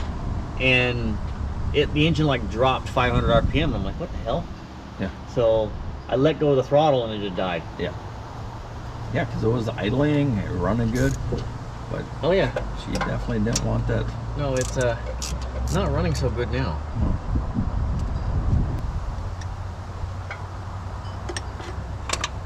Oh, the thing broke off. Oh. How did that happen? What the heck? Yeah. So Is the distributor turn or is it locked oh, up? it's locked up. Distributor's locked up. That's why it broke. So, okay, the tang on the distributor broke off, and the distributor is locked up. So that would explain that. Yeah, You got a magnet to get that tang out? I do. All right. Well, dang it. Well, that's better news than the other thing. And that's probably why I saw the timing all of a sudden change, is because that tab broke. So yes, there's supposed to be a tang on the end of that distributor, and it had broke off, and the distributor is locked solid, like will not move. But if you notice, this is the old type distributor. You actually have to oil it, Oh yeah. and didn't oil it. Now we got to try and get the tang out of my distributor oil pump drive gear. Since we have burned up our available points distributors, this is distributor number 2. The first one was so rusty, the actual base plate that holds the points broke loose, and so that quit working. And then this one locked up. So, but we do have available a electronic Mopar distributor. So we're going to throw a quick little harness in there, hook the power, so we can then run it on electronic, which is actually better anyways. We are converted. We like jumped up in time scale. We have electronic ignition now. So we're gonna see if we can't kick it in the ass and hopefully get this thing back to good running condition.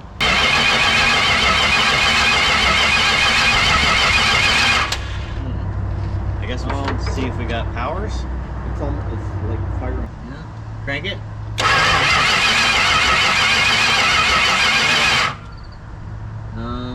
I gotta see if I got spark. Go ahead and crank it. It's got good, ooh, mother. It's got spark. Go ahead.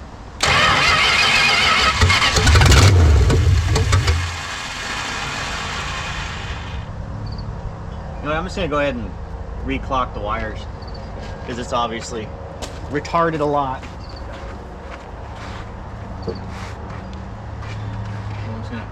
It bit you a little bit, huh? It did. It nibbled me. Didn't get me hard. It wasn't like an MSD hit. Yep. But it was, you know, it was a hit.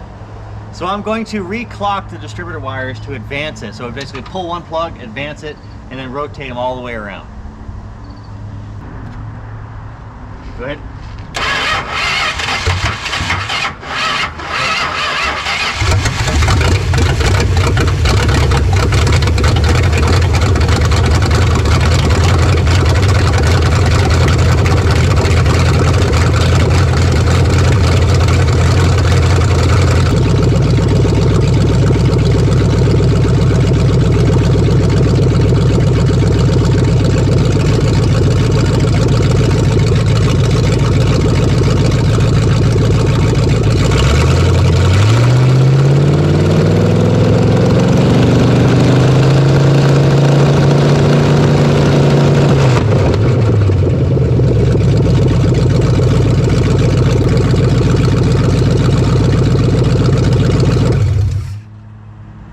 No way this thing's advancing from 20 to 55. Oh, jeez. That's a lot.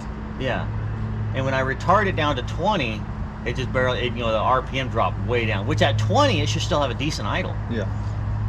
So there's no way this thing has a 35 degrees centrifugal advance to it. Right. So something's, That's a lot. yeah. I mean, there's just no way it can have that much to it. Try it again. I'm almost thinking just get the idle to where it feels good. Yeah. And then if it pings, just retard it a little bit, you know, when driving it. On the timing, like this thing has like 35 degrees advance to it, which is way too much because you'd have to retard it so much in order for the RPM advance to be good. And so it's, I don't know, something's goofy about that. So we're just going to put some, get the idle to where it sounds good, and then when we're driving it, if we kind of start getting into the throttle and we hear pinging, well then you just back the distributor off a little bit, back it off a little bit until the pinging goes away, and then you got what you got. I mean, that's how the old school guys set their racing timing anyway.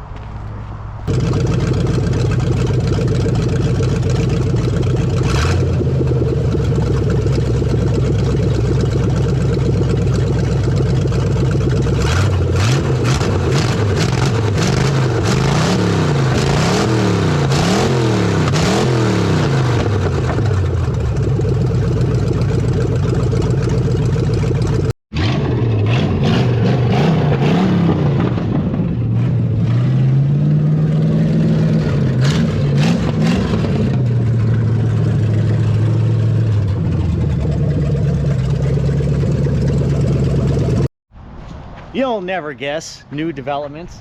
So we were gonna try and drive it forward into the shop because it won't go into reverse. We're gonna try and figure out what's wrong with reverse. So as I was testing the brakes, just hit the brake pedal. Well, now the brakes won't release. And so look, I will show you. I will fire it up.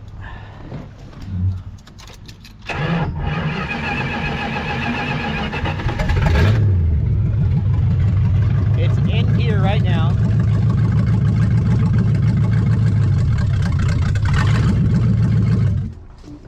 Okay, brakes are locked. So we're gonna try. Last time we tried rolling it out of the shop yesterday, and the brakes were locked, and so we just kind of let a little bit of fluid out of the calipers, and presto, the car rolled again. So I'm thinking the push rod is not set right to this master. So I'm thinking we probably just need to throw like a washer behind the master or something to get it to finally let go. Well, shit, that didn't do anything. The master cylinder is loose and the car is still not wanting to move. So it's got to be from the distribution block to the calipers that the pressure is not being released. There. I'm gonna crack the line, one of the new lines I put on, to try and release the pressure, just so we can move the car. Oh, come on. I have finished with my detective work and I have parts to fix it. Luckily, Alan had one of these extra doohickeys. And what is bad on mine is, what is it, the metering valve? Yeah. Yeah, so the closer one to the camera, that one, the metering valve, is allowing fluid through it, but not allowing fluid to go back. Because right now, the line going to the master is completely off of mine. And the wheels are locked up. So watch the magic right here. I will simply, come on, here we go. Oh, see, pressure is just flowing out of it. And this is not even hooked up to the master cylinder right now. That is completely separated. So now that that's leaked a little bit, look at that, now it rolls. So I need to make a brake line, bolt this guy on there, and hopefully the brakes will be fixed. But I'll watch it today.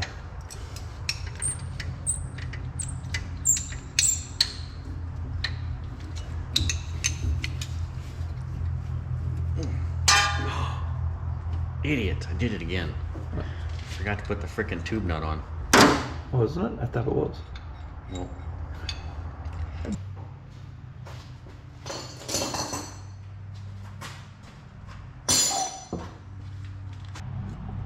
All right, down.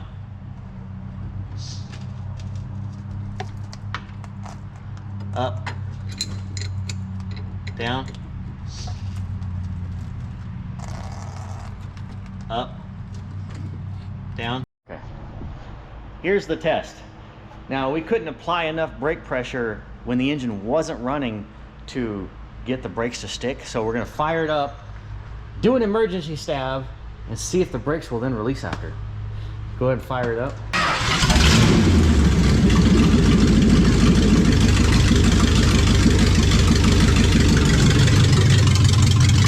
Yay! Get the brake. Cool.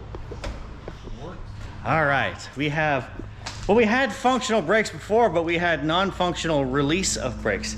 Now we have both. It's test drive time, and there's only one issue we were not able to fix because it's more mechanical than I'm really wanting to go right now. Is we have no reverse, but we do have 4 forward banging gears. So we're just gonna go play with those gears on its first test drive and just see what it do. You know, put a little. Oh, another downfall is I could not get tires today. I went to the tire shop and I was like, hey, I need 235 60-15s for the fronts, so that way, because these tires are actually supposed to be for the rear, and they basically laughed at me. They're like, yeah, maybe 30 years ago. And I'm like, it's not that uncommon, but I guess they don't sell them regularly, so they don't stock them. But so we're gonna be riding on this. Yes, that is what we're gonna be driving on. So when you see us not doing 100 miles per hour, but more or less like 45, 50-ish, now you know why. Because I mean, I don't want the tire to blow and to wreck my quarter panel. So we're going to push it back so we can attempt to go forward. We can go that way, right? Yeah. Or no, it's kind of blocked off. Actually, it's rolling pretty good. Yeah, it is. There, now that we're out of breath, we can get in. Hop in, Alan.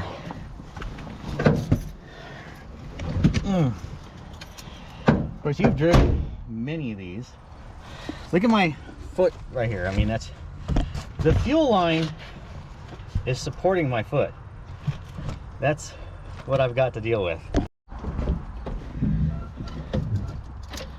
All right, here we go.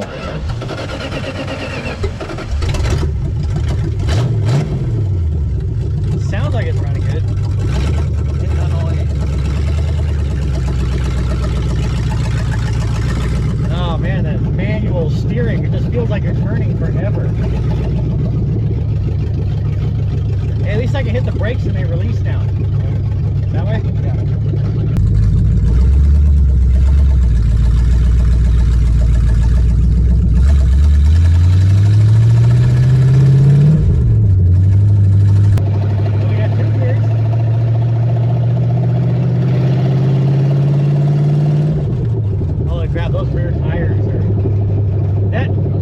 Because your foot is falling through the floor, it's weird to work the throttle.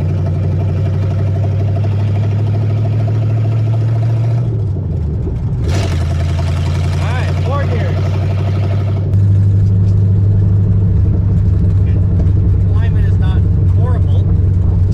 Steering wheel's off a little bit, but it still goes somewhat straight. We have no idea what the oil pressure or water temp is, but it's good. Say it's not your car anymore, right? Right. Yeah.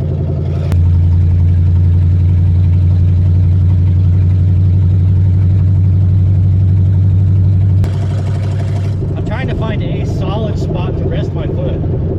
Okay, there we go.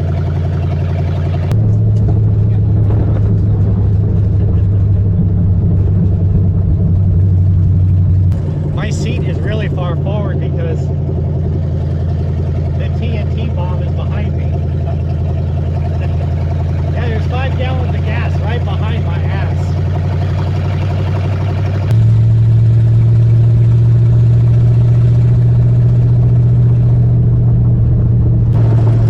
Even the brake booster works. I pulled the vacuum line off the booster and it was holding vacuum. Yeah. So there's no leaks in the booster. And it's 55 years old.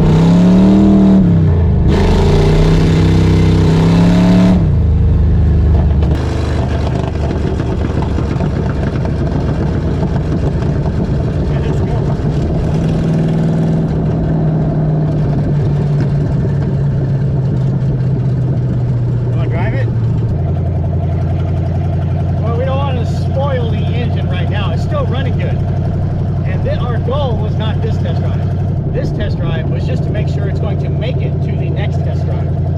I just got insurance on this thing, and we're going to drive it to the racetrack.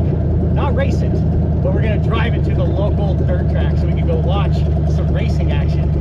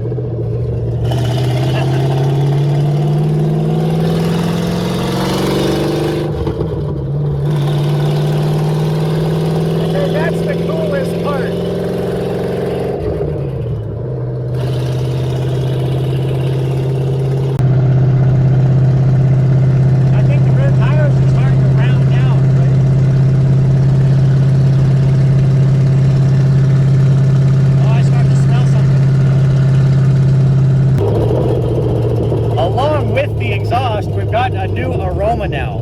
It is coolant. So good thing we're at his house so we can throw a temp gun on this thing and see what it's running. But that was a successful first test drive in 40 years. Right? It did diesel.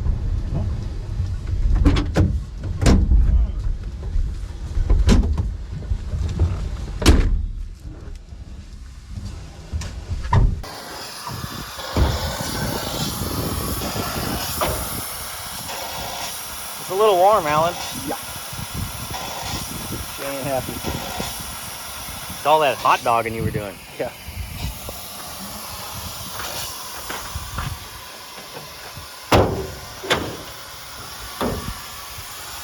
We got a hole? We still have a belt. You got your temp gun? Or stick it on the block, see what it is. Maybe we might not be able to make it to the races. Not because it overheated, like it didn't overheat. The overflow did not overflow. I think, oh man, the steam from that just does not taste very good. It is not a very delicious antifreeze steam. 40-year-old antifreeze. Yeah. So the lower bracket on the radiator that holds the bracket that mounts to this, that is raised to the radiator, I think it has ripped the lower core, or the lower tank, because there's just water all in there, and you can see the bracket has busted loose a little bit. And yeah, see, I think our 56-year-old radiator finally said, I'm done. Which brings me to my next topic. Cold case is what we're going to be putting in this thing next. We're going to be putting a cold case radiator in this thing, so it will not do that again. But I'm definitely going to hold on to that radiator because it is the good one. Yep. So we can just get that fixed. But It ran great. it did. And it didn't overheat. Oh, man. It does not taste good. It's at, I don't think we can drive it to the racetrack now. Yeah. If it just overheated, if we were just cruising on the highway, it would be fine because there's enough airflow. But a hole in the radiator, doesn't matter how fast you're going, the water's going to run out. So, but at least we got to drive it. Yes. So even though we're not going to be able to drive it to the dirt track, there's all kinds of good scenarios. I think this engine has another 20,000 miles in it, at least. Like it started to get better and better, even with that shit carburetor that's on it. It was actually running pretty good. And when you would kick it in the ass, it had some snort to it. So I believe put a nice pipes exhaust system in it, new cold case radiator. You know, we'll put a new carburetor on it, maybe put some Red Horse plumbing in this thing so it's even better, maybe a Red Horse fuel filter. And but the reason I think it's got a lot more miles left in it is I'm gonna go ahead and pull this cap here. All right, go ahead and fire it up. Let's see how much blow by it's got.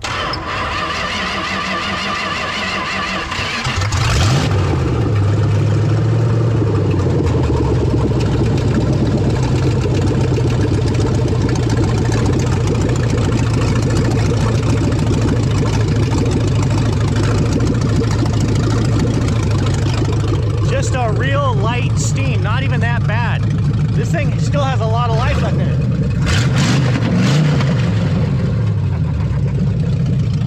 I like some RPM. Yeah, I think this thing's got some life in it. Yeah. You know, probably put new valve springs on it, so that way it'll control all the RPMs I can throw at it. You know what? I'm really curious. I still want to pull this thing out and throw it on the dyno to see how much power did this engine lose after 56 years, especially 40 years sitting. Yeah. You know, did it affect the 335 horsepowers?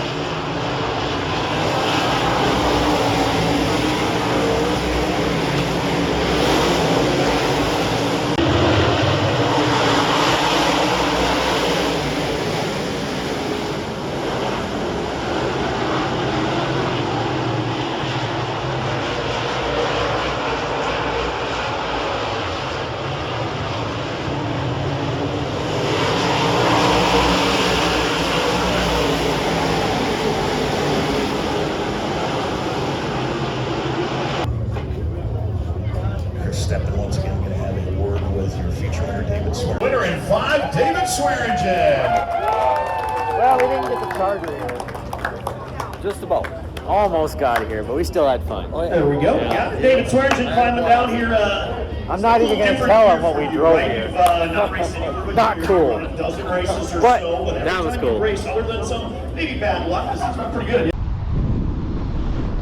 Oh yeah, check it out. We're at Ogilvie Raceway. Well, on the trailer anyways. Yeah, the radiator decided to take a crap 1 hour before we were gonna head to the racetrack, and there just wasn't enough time to fix it, repair it, and get here. Plus, we didn't have another radiator. And well, the Charger may have let us down by not making it to the racetrack, but we did get to enjoy it a little bit. I got to watch some cool racing last night at this track, which is a really nice track. I'd love to race at this place. I wouldn't love to live here because of winters, but in the summers this would be a badass place to live and race at. But I got to start heading home. It is only 1,800 miles home. So me, my Minty, and my new Charger have a long journey ahead of us, and I hope you guys have enjoyed this episode. I had a great time with Alan and this car. I love this car. It's a cool car. The pistol grip is what made this car. It's just so cool. And the white interior. Right now it is super windy. I'm trying to cover the mic on this thing. I need to get some of those little fuzzy, you know, real YouTuber stuff, but I don't. Anyways, thanks for watching, guys. Oh, time to head home.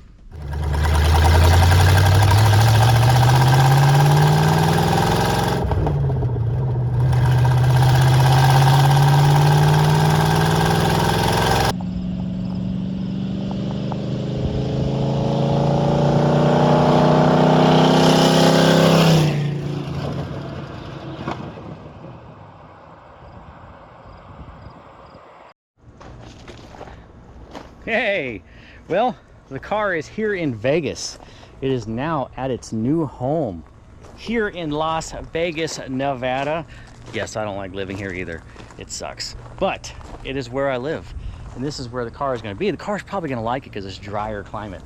And you know, even though we have all that rare paperwork and everything, I was like, I wonder if the build sheet is in it.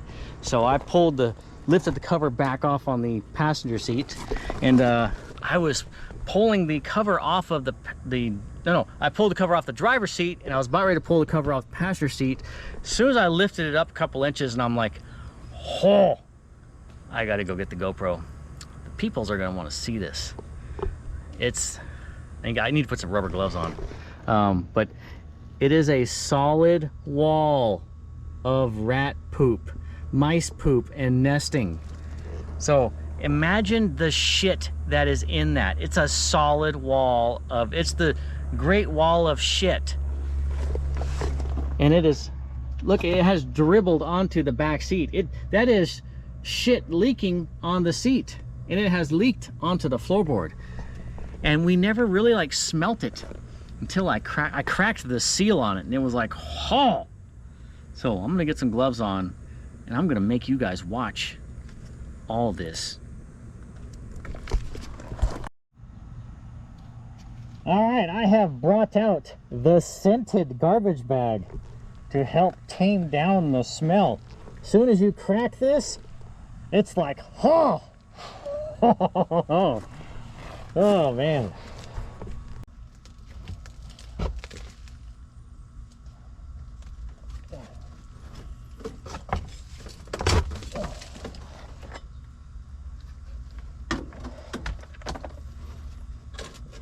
That is solid rat nest and poop. Okay. How are we gonna do this? Oh. How does it stink through the mask? What in the shit?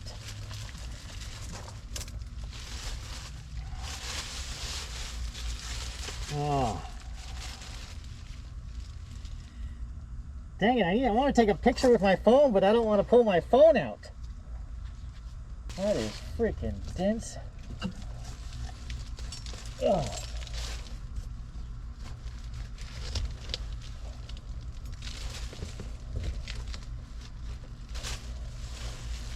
Can you imagine handing this seat to an upholstery guy saying, hey, I want to get these reupholstered?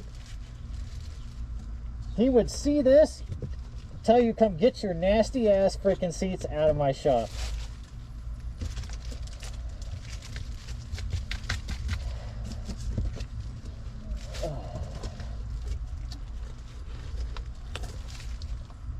Oh man, the entire bottom of the seat is just shit.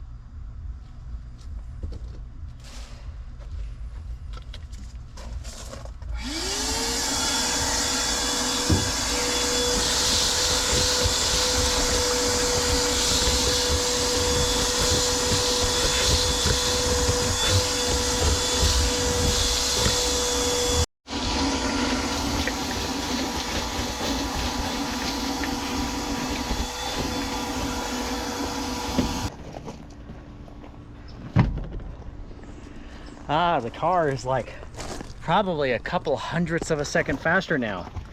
This is entirely full of shit and nesting. This all came out of just the backing of the one seat. Luckily, tomorrow morning is garbage day. So I won't have to smell this very long. Plus it's in its vented bag. Alrighty. I'll see you guys later. I got to get everything unloaded.